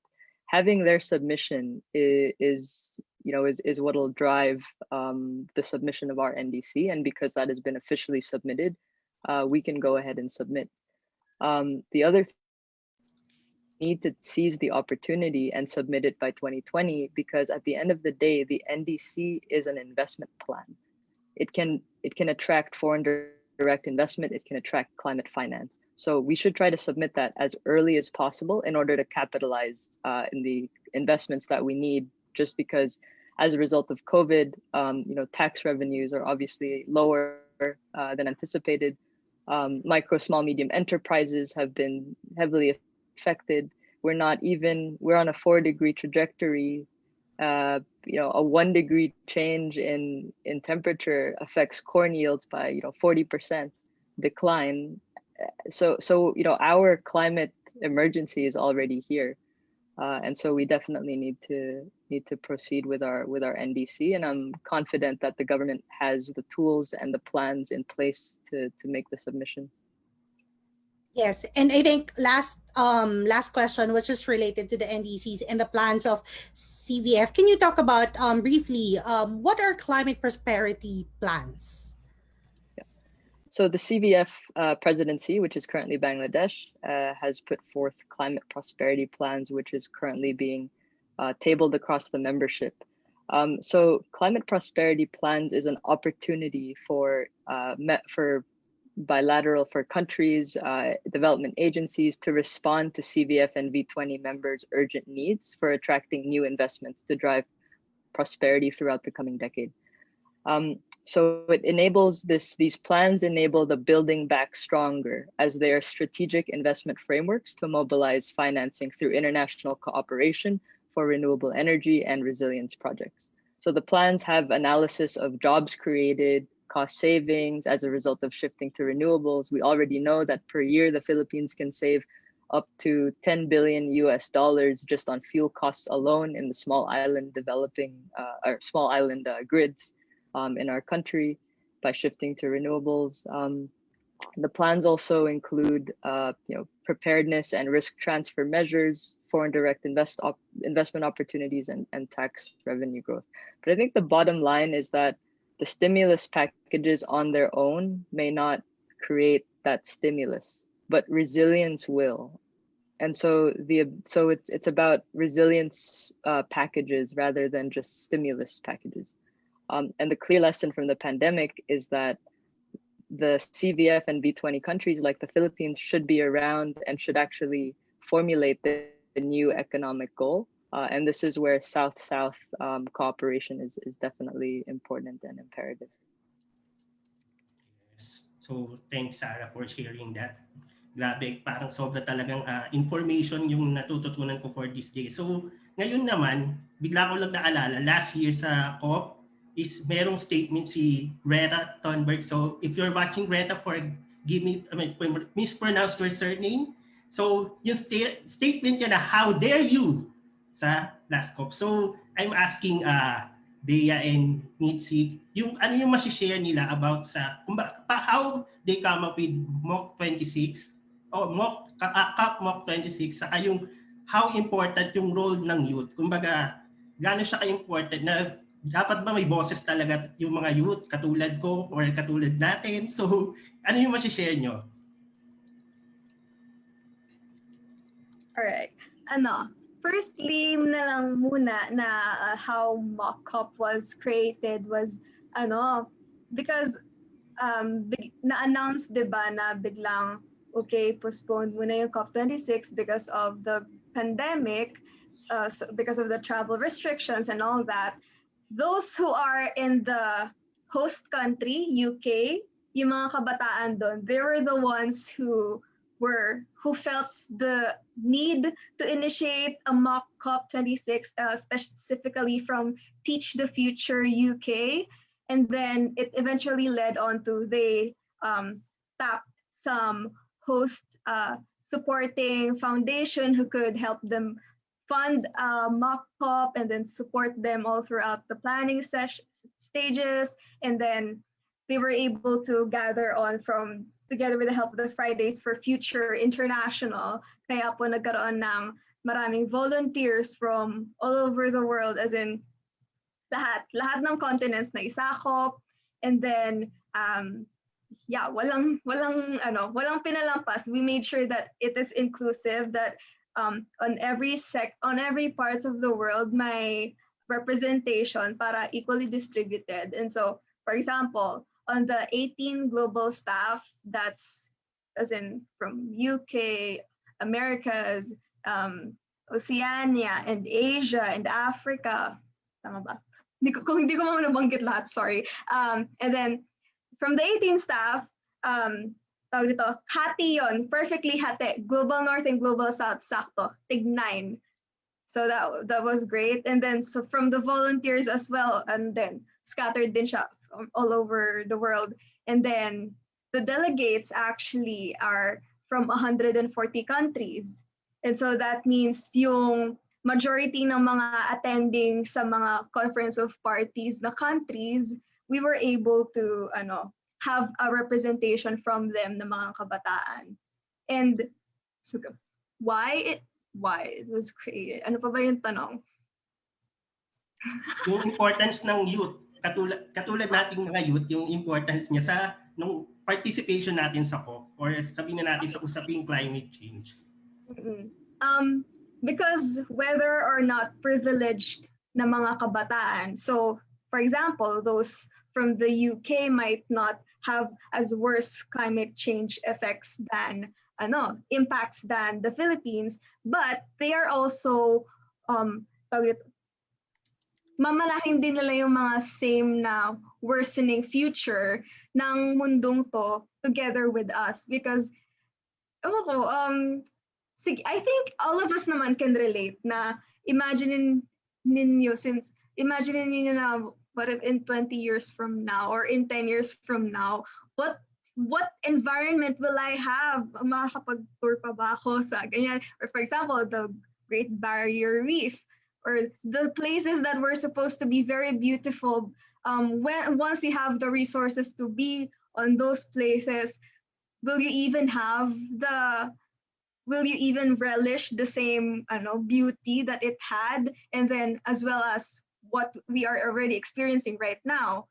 This November, nagkaroon tayo, actually October to November, nagkaroon tayo ng malalang mga storms. It's already happening right now, and it was devastating, and it was very nakakaiyak, sobra. Even whether or not you're the one who experienced it or you're the one who just received the news that these tragedies are happening. So if this is already happening right now and we are already expecting things to worsen, ano nang mangyayari sa atin? So there's this so much anxiety happening from the mga kabataan na ano ba yung future na makukuha namin. So medyo naiyak na ako. Desperate talaga. Sobrang desperate. So yeah, Kaya this is why we really want to be part of the negotiations. We want to be those who are at the seat of the table, for us to be heard, for us yung mga priorities namin to be listened to. And since if this COP26 was canceled this year, then why not we create our own? And we really provided and created some ambitious policies through the help of 330 delegates from 140 countries. They created their own, and I actually am very proud of these because I personally did not write anything there. I'm just a facilitator because I'm a staff. And grabe, this was about climate justice. They also discussed about offshoring. Like that was a problem before on the past actual policies ng existing COP na there's like a loophole about the offshoring, that the okay, I will the larger countries, the richer countries can pledge that I will go climate neutral. This my country will be coal free, pero yun pala they're offshoring na pala from another country. So parang there's that loophole, and we managed to do something about it. We managed to discuss it, place it on a policy na offshoring should be prohibited. If it's not, then we should have some very specific, stringent policies and basta mga restrictions about it, and that they are going to make sure that they will produce some responsibility thing mga ganyan na they will make sure na hindi nila mapapano yung mga bansa na nag-offshore sila. Mga ganong stuff, as well as we recognize the indigenous peoples, the rights of them to be a right, to acknowledge them as rights holders, yung mga ganong bagay, and a lot of other stuff. Yeah, nadala na ako. Dagdag ko lang, it was really funny kasi friends ko yung mga taga UKSTN, so yun yung UK Student Climate Network. Tapos when they were thinking of the concept pa lang, they were asking me, Mitzi, what do you think of this? So sabi ko, it's a really good idea. Pero sabi ko, kaya niyo ba? Tapos kasi nung time na hindi ko kayang mag-volunteer myself kasi yun yung in the middle of the anti-terror law campaign ng organization namin na YAKAP, na we also defend the defenders campaign na nilungsad din namin internationally. So sabi ko, it's a really good idea, but I really hope na you guys can pull it off. I was so surprised. I became a volunteer later on na nagawa talaga nila na fully na-develop talaga yung idea. Tapos sobrang proud ka sa kanila. And dagdag ko lang, yung delegation, it's not just basta-bastang delegation. Yung countries na more vulnerable, mas marami yung slots sa delegates. So kunyari yung Philippines, may 5 delegates pwede para mas malakas talaga yung boses ng Global South or most affected peoples dun sa thing. And yung dun sa power of the youth, andun yung kinasabi na ni Bea like yung mga stuff na hindi mapag-agreehan ng ibang ng world leaders on COP, like offshoring and stuff like that, easily napag-agreehan namin. And the difference there is people will say that the youth are idealistic or unrealistic, but for us it's very clear that this is a matter of survival, and we are not willing to compromise on our future and on our lives. And that's something that only the youth brings, na siguro dahil nasa school pa kami or recently lang kami nasa school, na pag sinabi sa amin na may deadline, alam namin, deadline talaga siya. Hindi mo pwedeng ipa-extend kundi may consequences ka. And ito, matagal nang sinabi yung deadline. And pag sinabi na may homework ka, gagawin mo nang matagal. Kapag malaki yung homework mo, matagal yung preparation mo. Hindi yung, ayan na yung homework mo, due na pala siya this coming month, tapos biglang, oops, hindi pa kami tapos, pa-extend. Alam namin na pag ganun, may consequences kami sa prof. Siguro sa matagal na kasing wala sa school yung mga adults, minsan na they think na they can just, move it to next year, move it to next year, sige, 1 more year. And that's what the youth brings. And if you look at historical movements, the youth are a revolutionary generation. In almost every historical revolution, the youth are there leading with the most vulnerable sectors of society. And that is what we bring to the table. We know that we cannot compromise on these things. And then pa yung freshness, some people will say it's idealism, some people will say it's unrealistic, but we know we deserve this. We all deserve this. Hindi lang yung kabataan, but everyone on the planet deserves to have a green future, a safe present. Thank you, Bea and Mitzi. I think mock COP26 will or has changed yung direction ng upcoming COP26 next year with the more vibrant and energetic youth.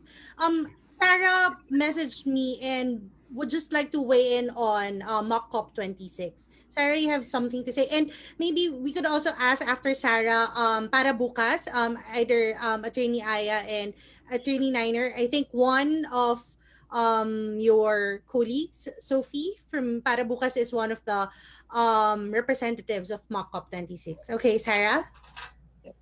Thanks, Naz. Yeah, I think that was a great initiative by the youth, and generally, if we look at developing countries, the demographics, the youth is the majority of the population. The youth will end up paying for all of these damages moving forward if we do not reach agreement in terms of moving forward and decarbonizing as quickly as possible. And something to note as well, which I think may be missing from the negotiations and is maybe something we can bring, is that at the end of the day, developing countries are investment opportunities for developed countries because we have higher growth opportunities where, 6% GDP growth per annum, COVID aside, and some countries in some areas even double-digit growth. If we look at Europe and the US, they're plateauing. Japan is negative. So, I mean, at the end of the day, they're protecting their economic interests by ensuring that we survive this climate crisis together. So it certainly is a global good and a global need to figure this out this year. Thank you, Sarah. Attorney Niner or Attorney Aya? Okay, I can take this. Kasama yung one of our team members, si Sophia, is a member, also was at MOCCOP as one of the Philippine delegates. And nakakatuwa. I mean, Aya and I always talk about this. The team always talks about this. Kaming medyo mga tita sa team. Lagi namin na pag-usapan how proud the youth makes us. Like, especially these days, especially the Filipino youth. Grabe ang youth voice. And it's so, it's feeling mo medyo thunders na ganyan, and sometimes you would feel jaded, sometimes you'd just be exhausted by all of the work that you've done, pero parang onti yung progress, and then you see them and then you're inspired again. And you medyo nakaka-absorb ka ng konting energy nila ganyan. So parang medyo nakakahawa ang energy, and it's always great. And what's even more amazing is seeing Filipino youth from developing countries finally finding their voice and speaking up. Because, I mean, we've been in the COP process for quite a while, and the youth voice is very strong, but the developing country youth voice has quite a long way to go, and it's so encouraging to see this now. So we're excited for them. We're excited for them to be our colleagues and move forward faster, hopefully starting now. Yes, so thanks. Dagan ka lang siguro, very quickly, Marbs, na go lang isa. Yung initiative, no, na hindi kailangan before, kasi parang let's create platforms for the youth, so we'll give them time to speak, we will invite them to events. Ngayon hindi na yung kailangan, sila na talaga yung nagde-demand ng space. They have been creating their own movements na I think way more aggressive than what I was witnessing when I was a youth, not that long ago. So it's really parang hindi nakakawala ng takot, I guess. Kasi, 'di ba, parang okay, hindi mapapabayaan yung mga pinaglalaban natin kasi they are going far even further than where we used to be. And then yung pagiging tita, we're always like the more veterans in the movement, like kami nila Attorney Alex, Attorney Niner, we're always here to provide support, guidance, whatever at tita advice we can give. I think that's what we can contribute to what the youth are trying to accomplish now. So yun, lagi kaming may rest back kami dito pag kailangan nila. Yes, so thanks, Attorney. And to add lang ng sabihin si Attorney Alex. Go, Attorney Alex. Ayun. And to add lang din ng konti, personal realization ko to surprisingly, in the last 2 months lang, when I was talking with an older na environmental advocate, na yung generation namin nila, Aya, nila Niner, although hindi kami ganun ka-old, guys, promise. Yung generation namin, we're still in the frame of mind kasi na we're looking at yung leaders natin at present. Kasi doon kami lumaki Yan yung mga taong nakita namin nag-advocate or not advocate for the environment. However, through that conversation I had with an older environmentalist, sabi niya, look na to the youth. Huwag ka nang tumingin sa mga mas matatanda. Kasi sabi niya rin, which is a more softer interpretation, sabi niya, forgive mo yung mga matatanda. Kasi yung kinalakihan nila, dati, hindi pa ganito ka-robust, number one, yung science on climate change. Ngayon lang talaga nakita yung epekto talaga ng climate change. Although, oo nga, medyo late na because na-experience na talaga natin at mahirap siya nga i-reverse. That's why kailangan natin to act now. However, hindi yun yung reality. Hindi yun yung climate reality ng mga older sa atin. Kaya at this point daw, if you want to not lose hope in the movement, if you want to look for the hope in solving these kinds of problems, you look daw talaga now to the youth kasi sila yung lumaki with this kind of frame of mind and this consciousness. And necessarily, sila din yung magdadrive ng change kasi yung consciousness nila of it, yun na talaga yung reality nila. So thank you sa lahat nating youth leaders. Tamang-tama nga po yan na right now, we now look onto you guys for the solution kasi mukhang medyo mahirap na yung mga mas matatanda. Thank you. Yes, thanks Attorney Alex. At thank you sa lahat ng guest natin yun sa ating Women on Power Against Climate Change or WAPAC. So, actually sobrang engaging nung discussion natin, sobrang na-feel ko na yung Conference on Parties of COP pala is not about lang mga participation ng world leaders. Kumbaga, it's combination ng government, ng mga non-government organization at saka ng youth. Kumbaga, all people should be involved in this conference or discussion about climate change.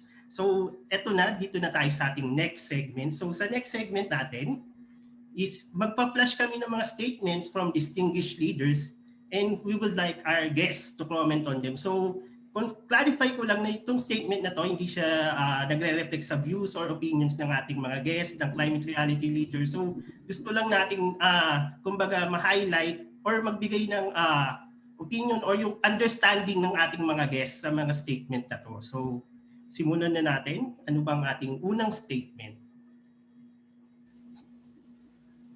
So, ayan. Ang tatanungin natin dito ay si Attorney Alex. So, dahil favorite po kita, Attorney Alex, ano pong masasabi niyo sa statement ng ating President Rodrigo Duterte? Marvelous naman talaga sa presidente pa natin talaga.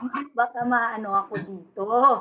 Alam mo naman, joke lang. So, yung we know no that this was yung stand ni President Rodrigo Duterte for a while has been very hands-off sa climate change negotiations. And although, of course, I agree naman talaga that the use of our resources, financial resources or budget natin as a country should be spent wisely. And totoo naman na if walang nangyayari sa mga, or if walang nagagawa yung mga representatives natin to these kinds of conference, totoo naman talaga na dapat hindi natin paggagastusan. However, from my experience po with the Philippine government, may wealth po talaga tayo ng mga tao sa Pilipinas at sa gobyerno na may nagagawa po talaga sa mga conferences na ito. As already said by so many of our resource speakers today, ang laki ng influence ng Pilipinas at ng mga bilang vulnerable country in these kinds of conferences na napupush talaga natin. Imagine yung 1.5 degrees Celsius, malaking contribution yon ng Pilipinas as one of the pushers. Sorry. As one of the nag-push ka lang, Attorney, nag-push para safe tayo. As one of the nag-push ng goal na yon. Kaya sorry na lang President Duterte, pero I do not agree with the statement because truly kahit gaano kaliit na country yung Pilipinas at kahit gaano kaliit din yung emissions natin at contribution to climate change, malaki yung boses natin dahil siguro as Filipinos, madaldalan din tayo at malalaki din talaga yung mga boses. Kaya nakakaya nating itawid no matter gaano tayo kaliit. And of course, as we already know, ang laki ng pangangailangan ng Pilipinas sa climate change at bilang pinaka-vulnerable na country to climate change, dapat tayo yung nangunguna doon sa UN. Yes, agree ako, Attorney Alex. Siguro, Thank you, pwede Attorney ko bang Alex. dagdagan yun? Oh, sure. Sure, Mitzi. Sige, dadagdagan ko lang. Yan. Sorry, minor. Attorney Nine. Yung ano rin kasi, yung agree 100% kay Alex. And parang something extra lang rin for the president or whoever makes these decisions, and actually everybody to think about, is yung nature kasi ng climate change negotiations.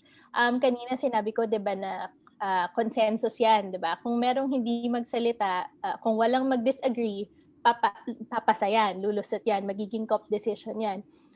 Yung mga ina-agree nitong mga leaders natin sa COP negotiations, mas ang ang expectation diyan ay susundin siya internationally. Meron siyang expectation na binabind niya yung parties. Arguable kung legally binding siya or hindi, pero may commitments na lumalabas dyan.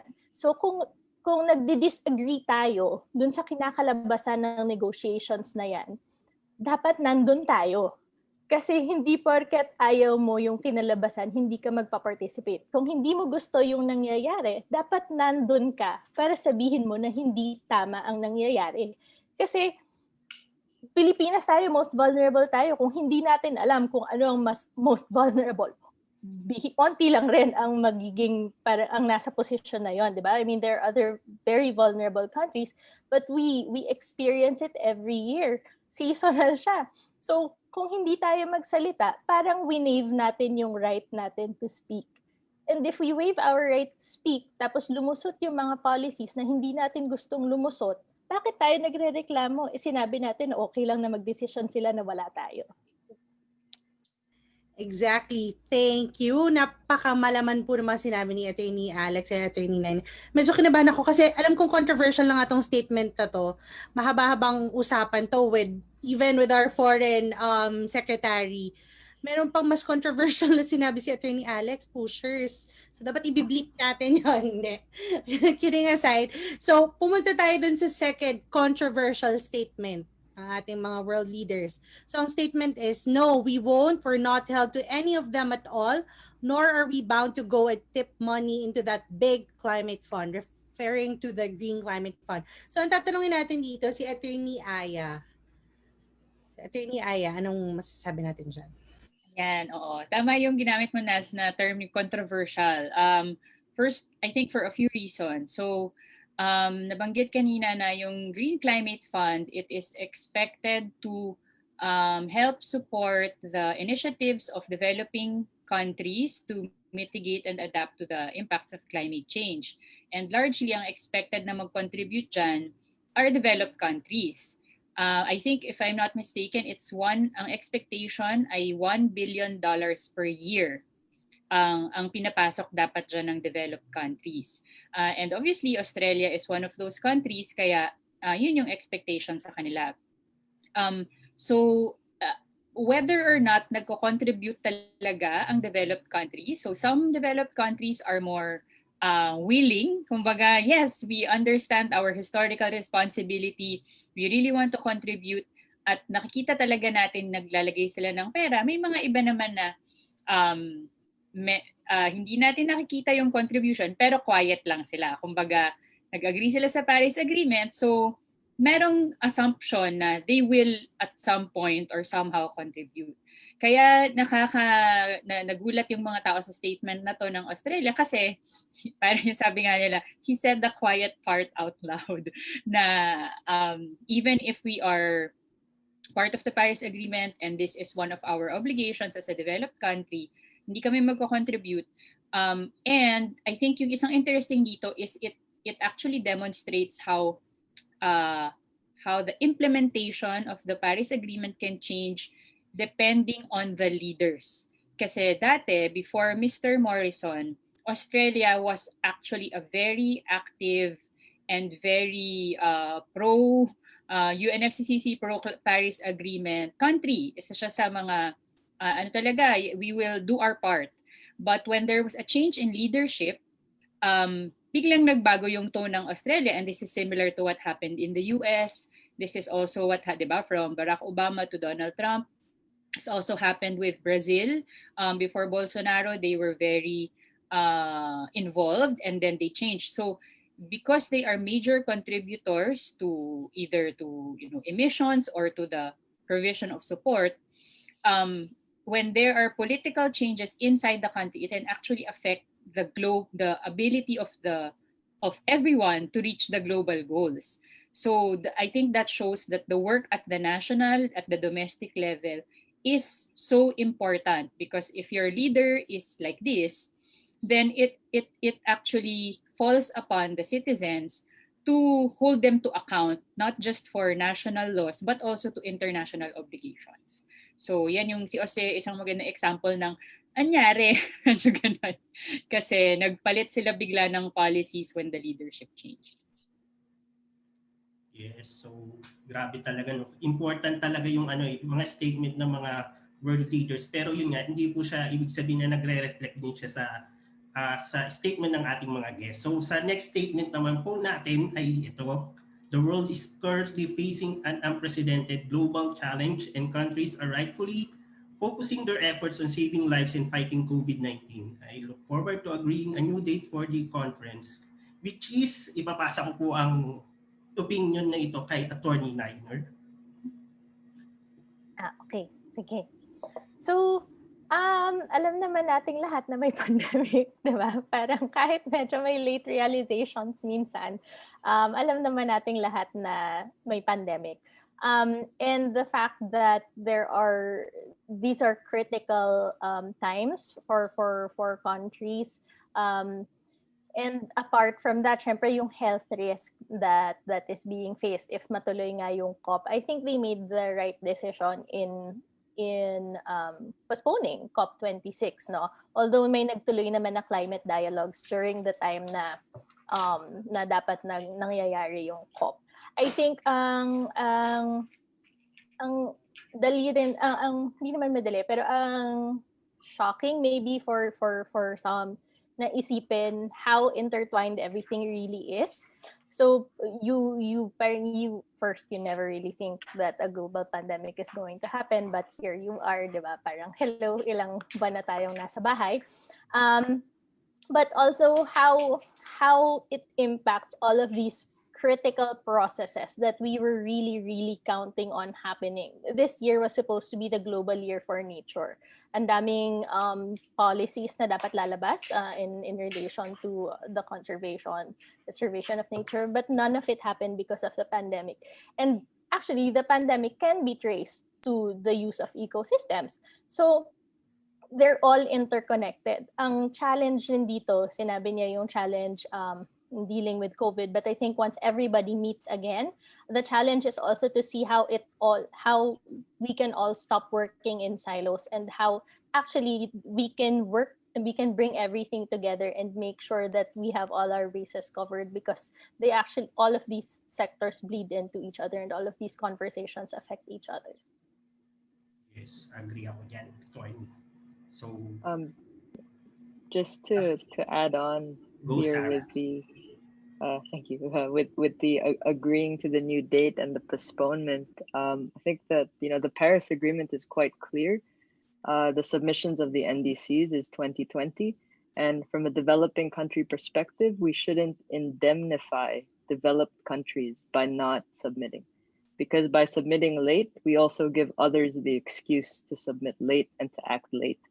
But we obviously don't have the luxury of time. Thank you. Thanks. Thank you both. Yep. So ngayon, I know everyone knows this line. Sinabi mo na yan kanina, Marvs, yung how dare you. Pero yung kadugtong na statement niyan ay nasa slide natin. You say you hear us and that you understand the urgency, but no matter how sad and angry I am, I do not want to believe that. So, ang magko-comment dito sa statement na to, we call on Mitzi to weigh in on this statement of Greta. Hi everyone. Yes, I agree. I mean, there's really nothing to add pa. I would say kasi nasabi na niya na bakit ba tayo nagko-compromise? Bakit ba natin iniisip na hindi the urgent thing. The science has been clear for so long. It's already been laid out. Andyan na yung solutions na dun sa IPCC Special Report 1.5 or Intergovernmental Panel on Climate Change Special Report 1.5.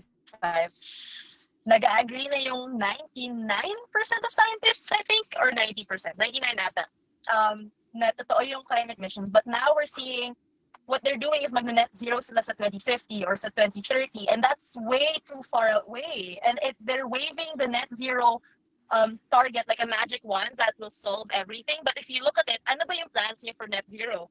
Are you going to do that by having monoculture plantations that will displace our farmers and isn't good for biodiversity that we want? One that our farmers are suffering pa rin? One where our biodiversity is still suffering? Ano yung plans niyo for net zero? Is it banking on some imaginary technology that doesn't exist yet or might not even work? Why are we applauding these amazing quote-unquote mga NDCs na nagsisi-announce na from last month until like a few weeks ago? Ang dami na nag-a-announce sa countries mag-net zero sila this time.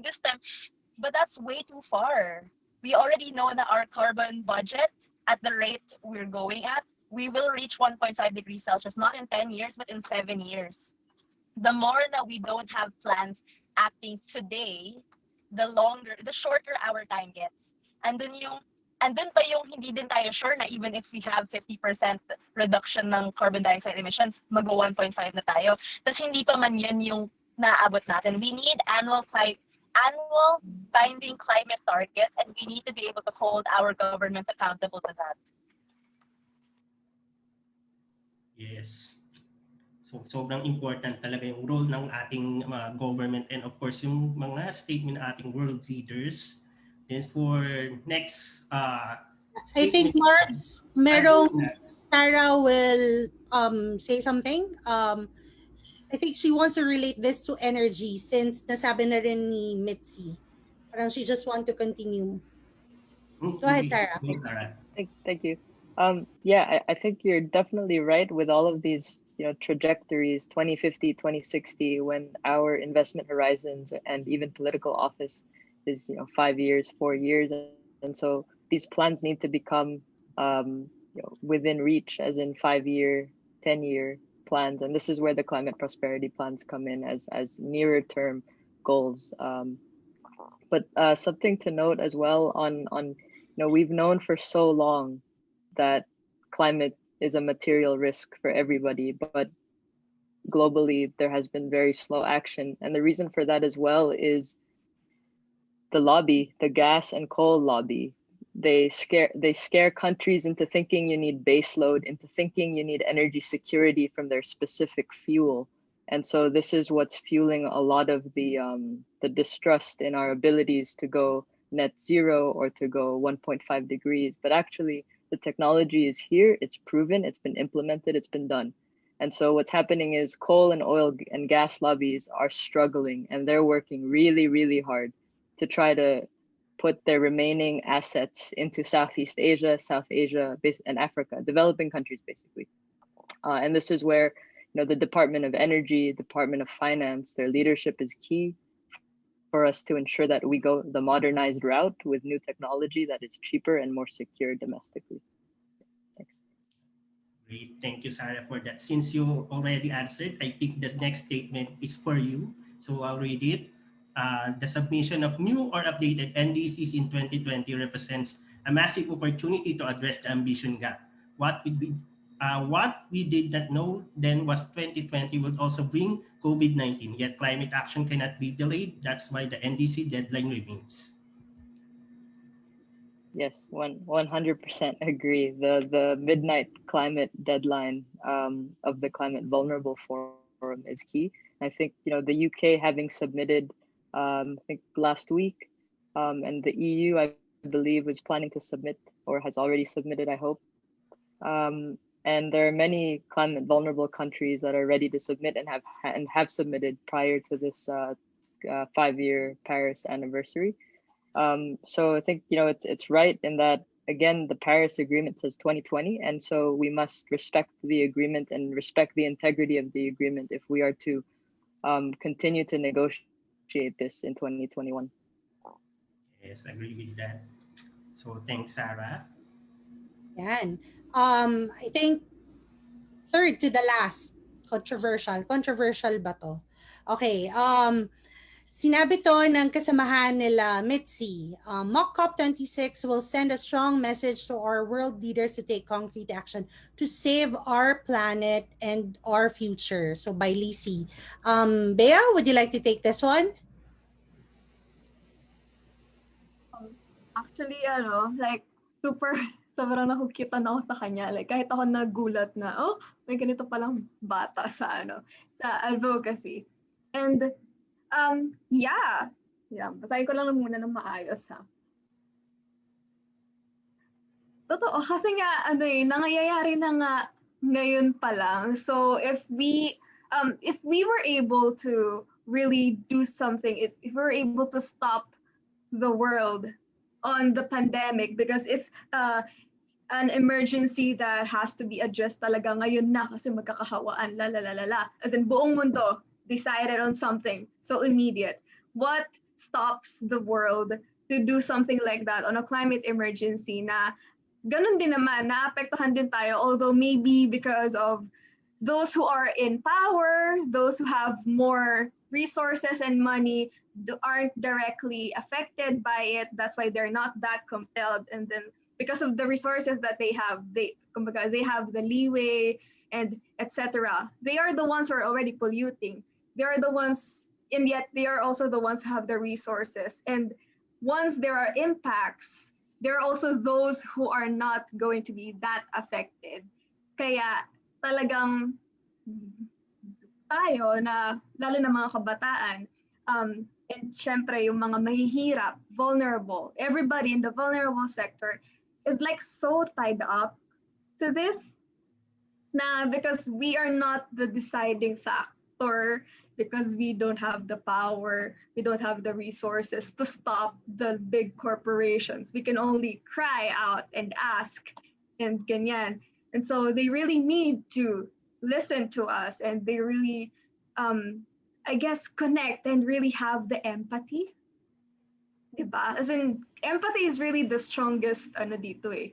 Because, for example, ako, ganyan. Hindi naman ako kasi affected ng iba, pero like, why am I always crying every typhoon, ganyan. So, yan, those who are in power, those who have the resources, they can just flip the switch, hopefully, just like what they did on the pandemic. Pero yeah, dahil nga sa politics and dahil nga dito sa mga conference, yung what do you call this, yung gulo, wala yung word sa akin. Basta, yung complexity of it is it's what's the reason why we're still not having a decision na just like a flip a switch literally na kind of action.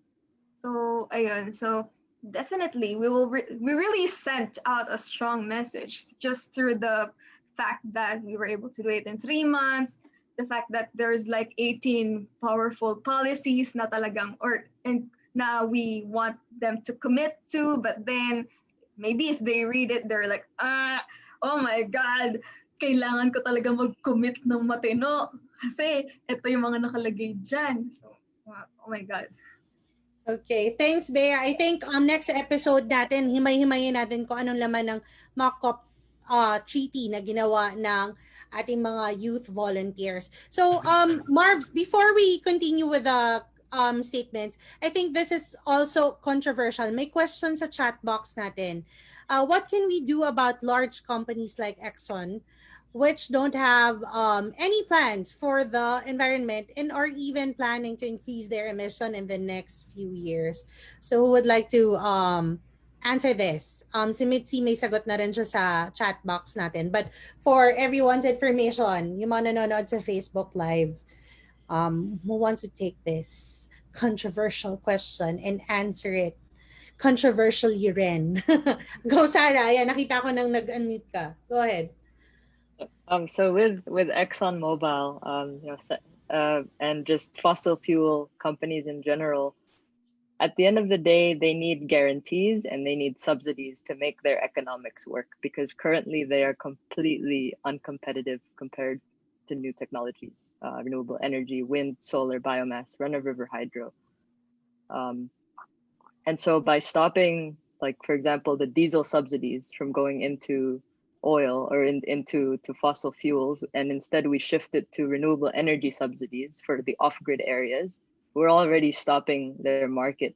The other thing is the Department of Energy put forward the moratorium on new coal. That's an end to new coal for them as well. So we need these types of policies moving forward, and communities and local governments actually wield the power to stop a lot of these corporations from coming in selling expensive, dirty, and just unsustainable sources of energy. Thank you, Sarah. Anyone else? I'd If, like to emphasize oh, din yung point ni Saya na it's really, yes, government that can stop these types of actions. A lot of public investment funds, not only in the Philippines but also the world, still invest in fossil fuel. These public investment funds are basically yung taxes ng mga tao. They pull them together. Sarah would probably explain this better, but I'm gonna try. They pull it together to invest and grow that the money taken from our taxes, so that may income in government to spend back for us, the people. But government has been investing this in fossil fuel projects, I mean in fossil fuel companies and projects, but then, so they should already be able to decide for themselves to stop that, especially if you make a case, as I said sa chat, na it is included in our human rights, yung our right to a healthful and balanced ecology or a healthy environment. So, if human right natin at duty ng government to protect that human right, how is that consistent with investing in fossil fuels that the science already says na nakakasama nga yan sa atin? Kaya clear case needs to be made, and that's why ang daming cases na din around the world na nangyayari tying human rights to fossil fuels and climate change para ma-stop na rin yung practice na yan ng government na nag-i-invest pa rin sila sa fossil fuels. Yes. So actually ang dami pang dami mga controversial statement pero siguro ito na lang for last, since recent US election may statement si US President-elect Joe Biden. So Joe, if you're watching, forgive me I mispronounced your surname. So today, the Trump administration officially left the Paris Climate Agreement, and in exactly 77 days, Biden administration will rejoin it. So any takers sa ating mga guests, sa ating mga speakers? Or magbo-volunteer po ulit ako? I think nasabi na namin ni, was it Attorney Alex in the chat at some point, na parang it's promising kasi now we're seeing the US coming back, but we also have to be critical kasi yung isa sa mga cabinet members na inappoint ni Biden ay fossil fuel conglomerate. So, talaga bang climate ay isa niyang priority, or it was just something that he did to win? And his climate plan was very, very, like maganda talaga yung climate plan niya relatively to the old ones. And that's because of the Sunrise Movement, which is a youth climate movement. So, yun yung maganda sa kanya, ay pressurable siya ng youth, kaya siyang makausap ng youth, kumakausap siya sa mga climate activists. So, that means we have that greater responsibility to keep going, to keep pushing, to keep demanding, and keep pressuring. Thank you, Mitzi. Last one. Sorry, next na ba or on this point? On this point. Okay, sige. I think I can add quickly lang na I think this is one of the brighter spots in the year. Of course, for many reasons in the US, but specifically for climate all over the world. Of course, yun nga, hindi tayo dapat maging complacent, but compared to what has happened in the last 4 years under the Trump administration, this is a very, very welcome change. Because the US is a world leader. Kahit ano pang nangyari sa kanila in the last 4 years, They're a major emitter. They influence the world economy and world politics in many, many ways. So their leader matters to everyone, especially in combating climate change. It's not a domestic issue. It's literally a global issue. So this is a welcome change. And siguro, parang this is something that I've talked to a few people about, na the delay that Trump's policies and his administration's decisions have caused in addressing climate change. Sabihin mo na, oh, it's just, an extra 4 years. It's such a crucial delay because there's no time to be delayed. Parang we have no more buffer to do these actions at scale, drastic changes. So it's good na, okay, it's looking up, things are looking up, but parang sobrang sayang nung 4 years na yon, in terms of what could have been done if the US had played a more active role in terms of its own mitigation efforts, its contribution to implementing the Paris Agreement and supporting other countries, etc. And yung domestic din nila, no, yung mga ni-roll back nila na environmental policies. Because we're at such a critical juncture now, any delay has, like years and years of medium and long-term effect. So, it's wala nang time magpa-banjing-banjing, in other words. Ayan. But yes, at least this is a positive development in terms of the leadership. Thank you so much, Attorney Aya. Narinig mo yon, Marbs. So, something to look forward to pagpasok ng 2021. Ako naman. Parang masarap magpunta ng US next year. Talagang yun ang target mo. So, ang dami pa namin pin-repair. Pero I know we need to cut short kasi nga ang ganda ng usapan eh. We don't want to cut our our speech from sharing. Yes. So to end our segment, to end this episode rather, we invited Agam Agenda, headed by Padma Perez, who will be sharing a literary art na mangungusap naman tungkol din sa COP, sa negotiations, NDCs, sa role ng youth. At gusto kong i-highlight youth at role ng kababaihan pagdating sa usapan ng climate. So, are we ready to share the video? Toph? Yan.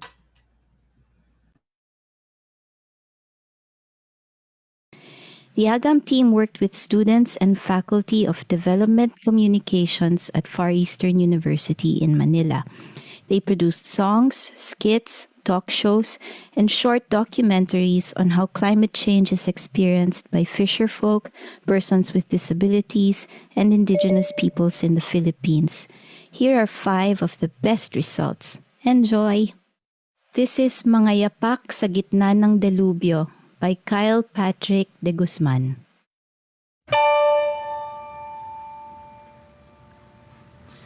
Ulan, bagyo, at pagbaha. Alam natin ang paghihirap tuwing tayo'y nakakaranas sa matinding unos sa ating buhay.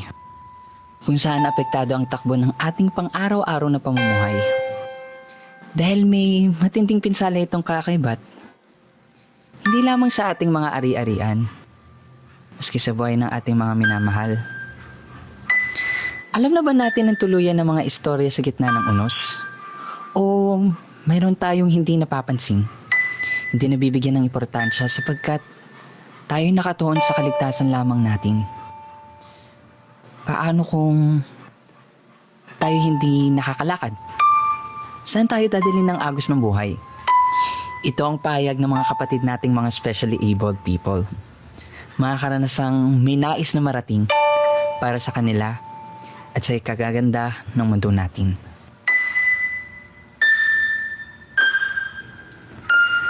Kabilang sina Lloyd Abauto at Daniel Gamboa sa mga specially abled nating mga kapatid at kapamilya na nakakaranas sa matinding pagbabago ng ating panahon at nakakaranas ng mga dilubyo kung saan sila'y nasubukan sa kanilang katatagan. Sa amin kasi sa PWD, mahirap kasi di naman kami ganun makakilos. Lalo na yung mga mas limited pa sa amin kumilos kasi di magagamit ang kamay o makakita. Ayon sa kanila, Loida, napaka-importante ng kanilang mga wheelchairs at walkers sapagkat ito'y naging parte na ng kanilang mga buhay kung saan sila'y nakadepende rito. Kasi yung mga PWD may special need. Kaya maganda rin siguro address yung paano tutulungan na lumikas yung mga PWD pag merong sakuna. Bilang parte ng sistema ng kalikasan, marapat natin itong pangalagaan. At sa mga kagaya ni na Ate Loida, ay may nagagawa rin sila upang protektahan ng inang kalikasan. Kasi akala lang iba, wala lang. Pero lahat napeperwisyo yan eh. Yung maayos na pamumuhay noon, wala na. Tapos kaming PWD, malala kasi nga, disabled kami. Then, pag may sakuna, mas malapit kami sa peligro. Ako ang nagagawa ko lang, pinipigilan ko yung mga gustong magputol ng puno. Ito ang kanilang mga karanasan na hindi napapansin, hindi naririnig, at hindi nakakaabot sa nakakarami. Ito ang kanilang mga istorya na sana'y nagmarka. Kung ano ang wala at unti-unting nawawala ay maibalik sa ating inang kalikasan. At ito ang kanilang mga yapak sa gitna ng dilubyo.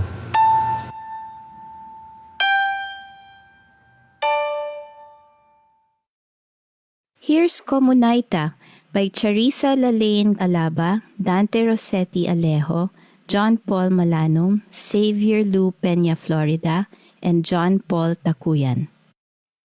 Maingat din kami sa pagpanatili ng kalikasan at saka sa panahon. Kung pagkikibagay sa kalikasan, kami bilang katutubong AITA, mas malalim yung pakahulugan namin sa ating kapaligiran. Dahil ang ating kapaligiran, naniniwala kami na bahagi ng aming buhay. Kasi hindi kami mabubuhay kung walang kapaligiran.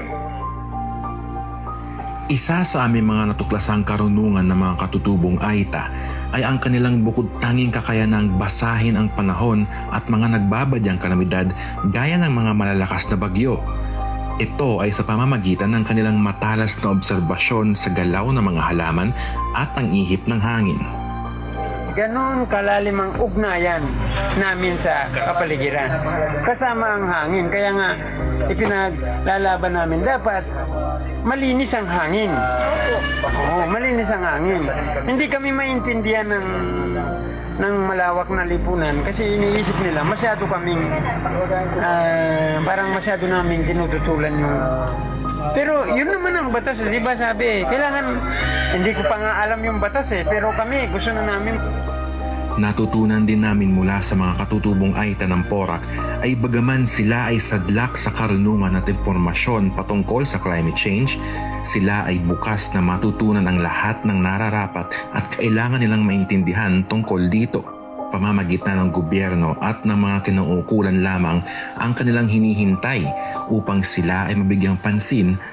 Nung panahon na wala pang laging, walang pumasok ng laging konsensyon at maraming puno, kahit mainit, nakakapagtanim tayo ng iba't ibang gulay kasi mismong yung mga puno nagsusupply ng hamog. Pero ngayon hindi nung pinasok ng laging. Sila ay hindi ignorante tungkol sa nararanasan nating pagbabago ng klima. Alam nila na nakasasama ang pagpuputol ng mga puno. Alam nila ang kahalagahan ng pag-aalaga sa ating kapaligiran. Mas malawak ang pakahulugan ng mga katutubong AITA sa kapaligiran. Subalit, hindi sila pamilyar sa mga terminolohiyang pinataw ng malawak na lipunan tungkol sa climate change.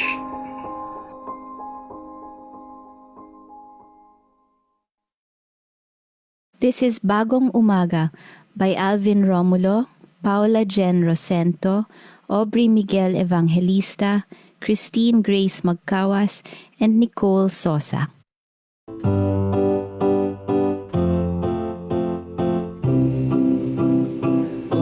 Pagmulat ng mata, simoy ng dagat na darama.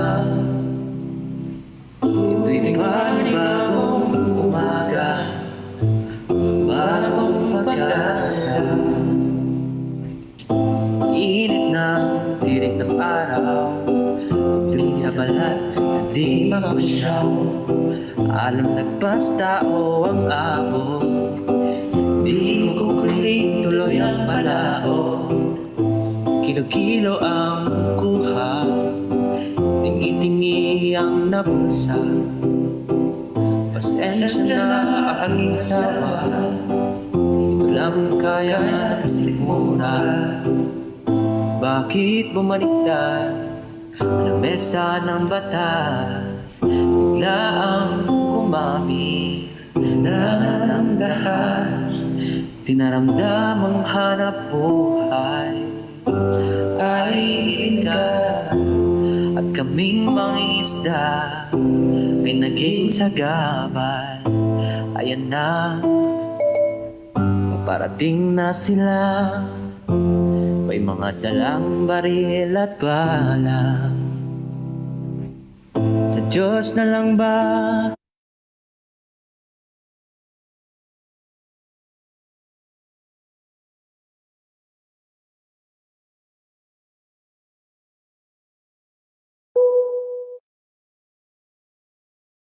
Yes. Ang paghingi ng awa, tinatanong ang sarili, ano ba ang nagawa? Ilang buhay pa ba ang kailangan isakripisyo? Hindi lang tao ang kalaban, pati ng delubyo. Here is Agam Agam by Micah Angela Mabutol, Ann Princess Mercado, Junko Nishio, Arieli Ann Banuelos, and Richard Emerson Carillo.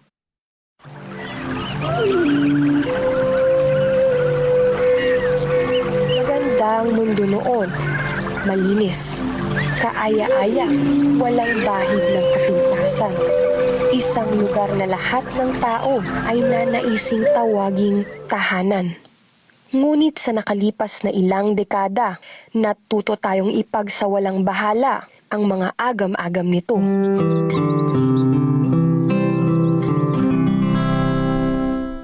Climate change. Paulit-ulit nating naririnig ang mga salitang ito. Ngunit ano nga ba ang mga senyales na magpapatunay na ito ay ating nararanasan? Pumapangatlo ang Pilipinas sa mga bansang nanganganib sa lumalalang epekto ng climate change o pagbabago ng klima. Base sa pag-aaral ng World Bank, kabilang sa mga epekto na madalas nating maranasan sa bansa ang lumalakas na bagyo, madalas na pag-ulan na kapalit ay malawakang pagbabaha, lalo na sa mga lugar kung saan hindi maayos ang drainage systems na pinapalala pa ng mga basurang hindi na itatapon ng maayos. Pagtaas ng mga tubig sa ilog at dagat, pati na ang temperatura sa bansa. Lahat ng ito ay may epekto sa ating mga kabuhayan at tirahan. Ang masama pa nito, tila mas apektado ang mga miyembro ng lipunan na maliit ang kontribusyon sa pagpapalala ng climate change.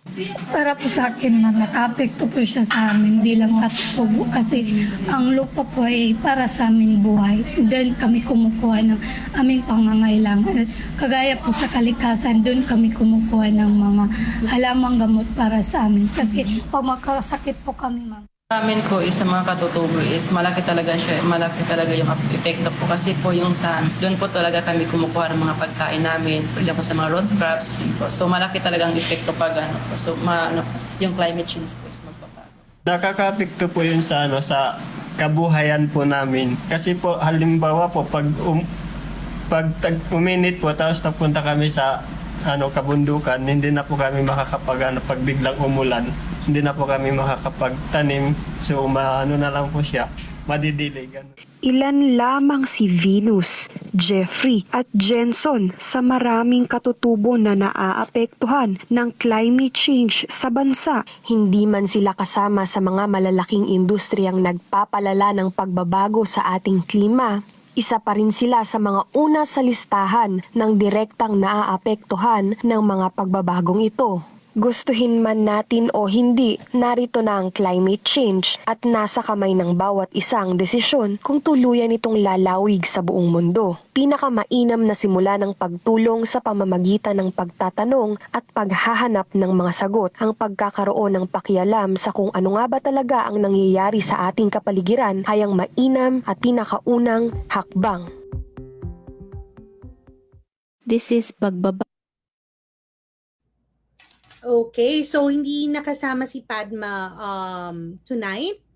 Pero maraming salamat, Padma, for sharing us the recording of the podcast.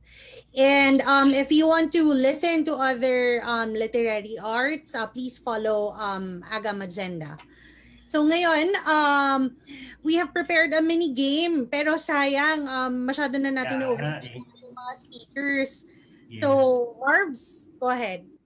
So yun nga, dahil nakulangan tayo sa time, actually ako bitin nga hindi po sa pag-host dahil bitin talaga ako sa discussion natin. Kumbaga very engaging at saka very relatable siya, ngayon, lalo na sa napapanahon siya na topic. So before po tayo maglatingan lang natin ng mga short but strong message ang ating mga guests. Kumbaga usually sweet pero ito strong. Short but strong message. So uunahin ko si Sarah. What's your short but strong message to everyone watching this webcast? Yep. I think my message is that the technology, the know-how is all here for us to deliver a low carbon, climate resilient world. And so we shouldn't necessarily feel as if it's an impossible task. It is certainly feasible, and it is with our generation that we can actually make this happen. Yes, thanks, Sarah. So next is Attorney Niner. Thanks. Medyo maingay aso ko, pero sige, push. Sabi ni Love Dogs. Push. Okay, so siguro short but strong message. Ipagpatuloy ko na. Hindi. I really think that Filipino youth are on the right track. Huwag kayong matakot. I mean, I know maraming factors na medyo nakakatakot, nakakadagdag ng kaba, pero sana hindi tayo magpapigil. Yes, nakikiyus. pero ayun, magpapigil. And siguro do it also knowing that some things might take time, but that doesn't mean we shouldn't push hard for it. Kwento ko lang very quickly, meron akong na-meet na Filipino youth na actually based siya sa New Zealand during the COPs, and nakakatawa rin panoorin kasi syempre medyo matagal din siyang engaged sa COPs. Nung nag-start siya, student pa siya, ngayon lawyer na siya, and she was actually quite instrumental in lobbying for yung carbon neutral by 2050 na bill ng New Zealand. And finally, when they got it last year, nag-video call kami, and she was so proud, and she said she worked really hard for it, and it was parang iba-ibang parties were involved, and nakaka-amaze what you guys can do if you set your mind to it and you keep fighting for it. So I hope you don't let anything stop you. Thanks, Attorney Niner. So next naman, Attorney Aya, ano bang short but strong message niyo sa lahat? Okay, thanks, Marbs. Ngayon yung topic natin is about the COP, diba? And anniversary ng Paris COP, the delayed COP. So a lot of our conversation is around the COP. But I think what we have been discovering because of the postponement of the COP is that the climate action that we need and the people that we need to make that action happen is not reliant on the COP. So, yun yung isang fear kasi ng mga tao, na-postpone yung COP26, paano na yung momentum, paano na natin pag-uusapan yung mga dapat pag-uusapan. But I think, ano ba yung term? Parang, hindi yun nagpapigil sa mga organizations, communities, countries, including the youth, to keep the conversations going, to make sure that what has been started will continue and will ramp up. So kahit na may COP pa to look forward to, and we definitely should keep engaging, I think really the conversation and the action is really now at the country level, at the kumbaga nasa implementation na tayo eh. Paris was Paris, it was important, but hindi na siya natin dapat tingnan as like the Paris Agreement. Kaya may Paris Agreement is so that countries will start doing the work. So that's where we really should be focusing now. COP or no COP, that's where the focus should be. And as we've shown in this conversation, so many of us are tuning in and really looking at ways we can contribute. And just to quickly connect it to the pandemic, so many now countries, organizations are talking about how to link climate and biodiversity actions to COP recovery. So yung tinatawag na green recovery, just recovery, because many of the same things that are needed to recover from the pandemic are the same things that we need to address climate change and biodiversity crises. So there's no reason to do them separately because they are almost the same. So we should be looking at these integrated approaches, looking at how to align plans so that we are making the most of our resources, of our efforts, and hitting many targets with the same actions. And because of our brilliant youth, I'm sure, and all that are involved in these efforts, I'm sure that we can find those solutions. Thank you. Thanks, Attorney Aya. So last but not the least, Attorney Alex. Ayun, so taking off from yung point ni Attorney Aya, what is needed now is action. And as the youth, I will, and since we're talking to the youth sector now, I will say it again. We look at the youth, we look on to the youth for hope. So never doubt your capacity to instigate change, and not only your capacity, but your critical role to start this change. Because as I said, yung yung generation na lumaki sa ganitong climate reality is this generation. It's the youth. So kayo yung may critical role, and even I'm going to say the very heavy responsibility to start really addressing yung climate change.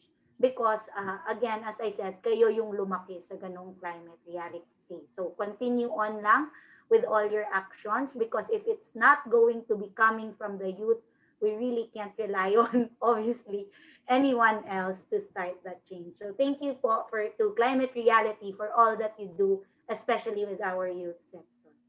Yes, thank you, Attorney Alex. So thanks din ka na Bea at ka na Mitzi. May prior engagement lang po sila, pero yun po, sinasabi nila yung pasasalamat nila sa atin, sa lahat ng Climate Reality leaders na bumubuo ng webcast nito, from technical, from script writing, from all siya, behind the scenes, marami po yan. So tinatawag silang proud team. At of course, sa lahat ng Climate Reality leaders dito sa Pilipinas, ini-invite namin kayo ulit sa next webcast natin. So abangan na lang po yung announcement, and also invite nyo rin yung mga friends and family nyo na manood din para mas lalo pa nating maintindihan kung gaano ba kalalim ang usaping climate change. Kumbaga, hindi lang siya nagtatapos sa conference and parties eh. Kumbaga, mas marami pang details. Kaya sobrang bitin na bitin talaga. Kaya, ay nako, next webcast na lang. Kaya, Nas? Maraming salamat, Marbs, at lalong-lalo na sa ating all-women Ating panel. WOPAC. Sana December 12, 2021, mag-anniversary rin tayo ang WAPAC, di ba? Yes. Excited na. Dapat lahat tayo kasama sa COP26. Okay, so maraming salamat sa inyo, sa mga viewers natin sa Zoom ngayon. Climate Reality Leaders, if you could just stay after this live session, we will meet. And to our online viewers sa Facebook, maraming salamat po. So this has been Klimatotohanan, a weekly webcast organized and led by Climate Reality Leaders to tackle urgent climate issues and today and tomorrow. Why Klimatotohanan? Because we need real talk and real action on the climate crisis. Thank you once again for tuning in, and see you next week. So maraming salamat sa inyo. Thanks. Maraming salamat.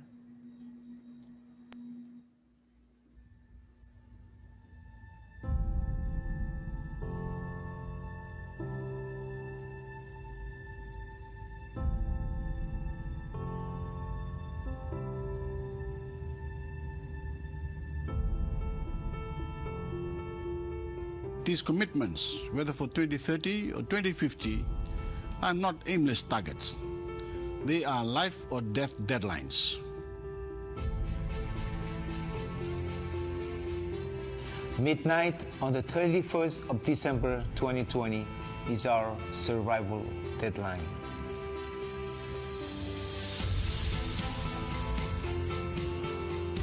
New and more ambitious NDCs this year is indeed a matter of the survival for the most vulnerable. We call upon all parties to fulfill their commitments under it and to submit enhanced NDCs by the end of 2020. The climate crisis is indeed an existential threat, and that every nation must treat it as such. Action must start now, as this is the question of our survival. We now need to redouble our efforts before we pass the point of no return.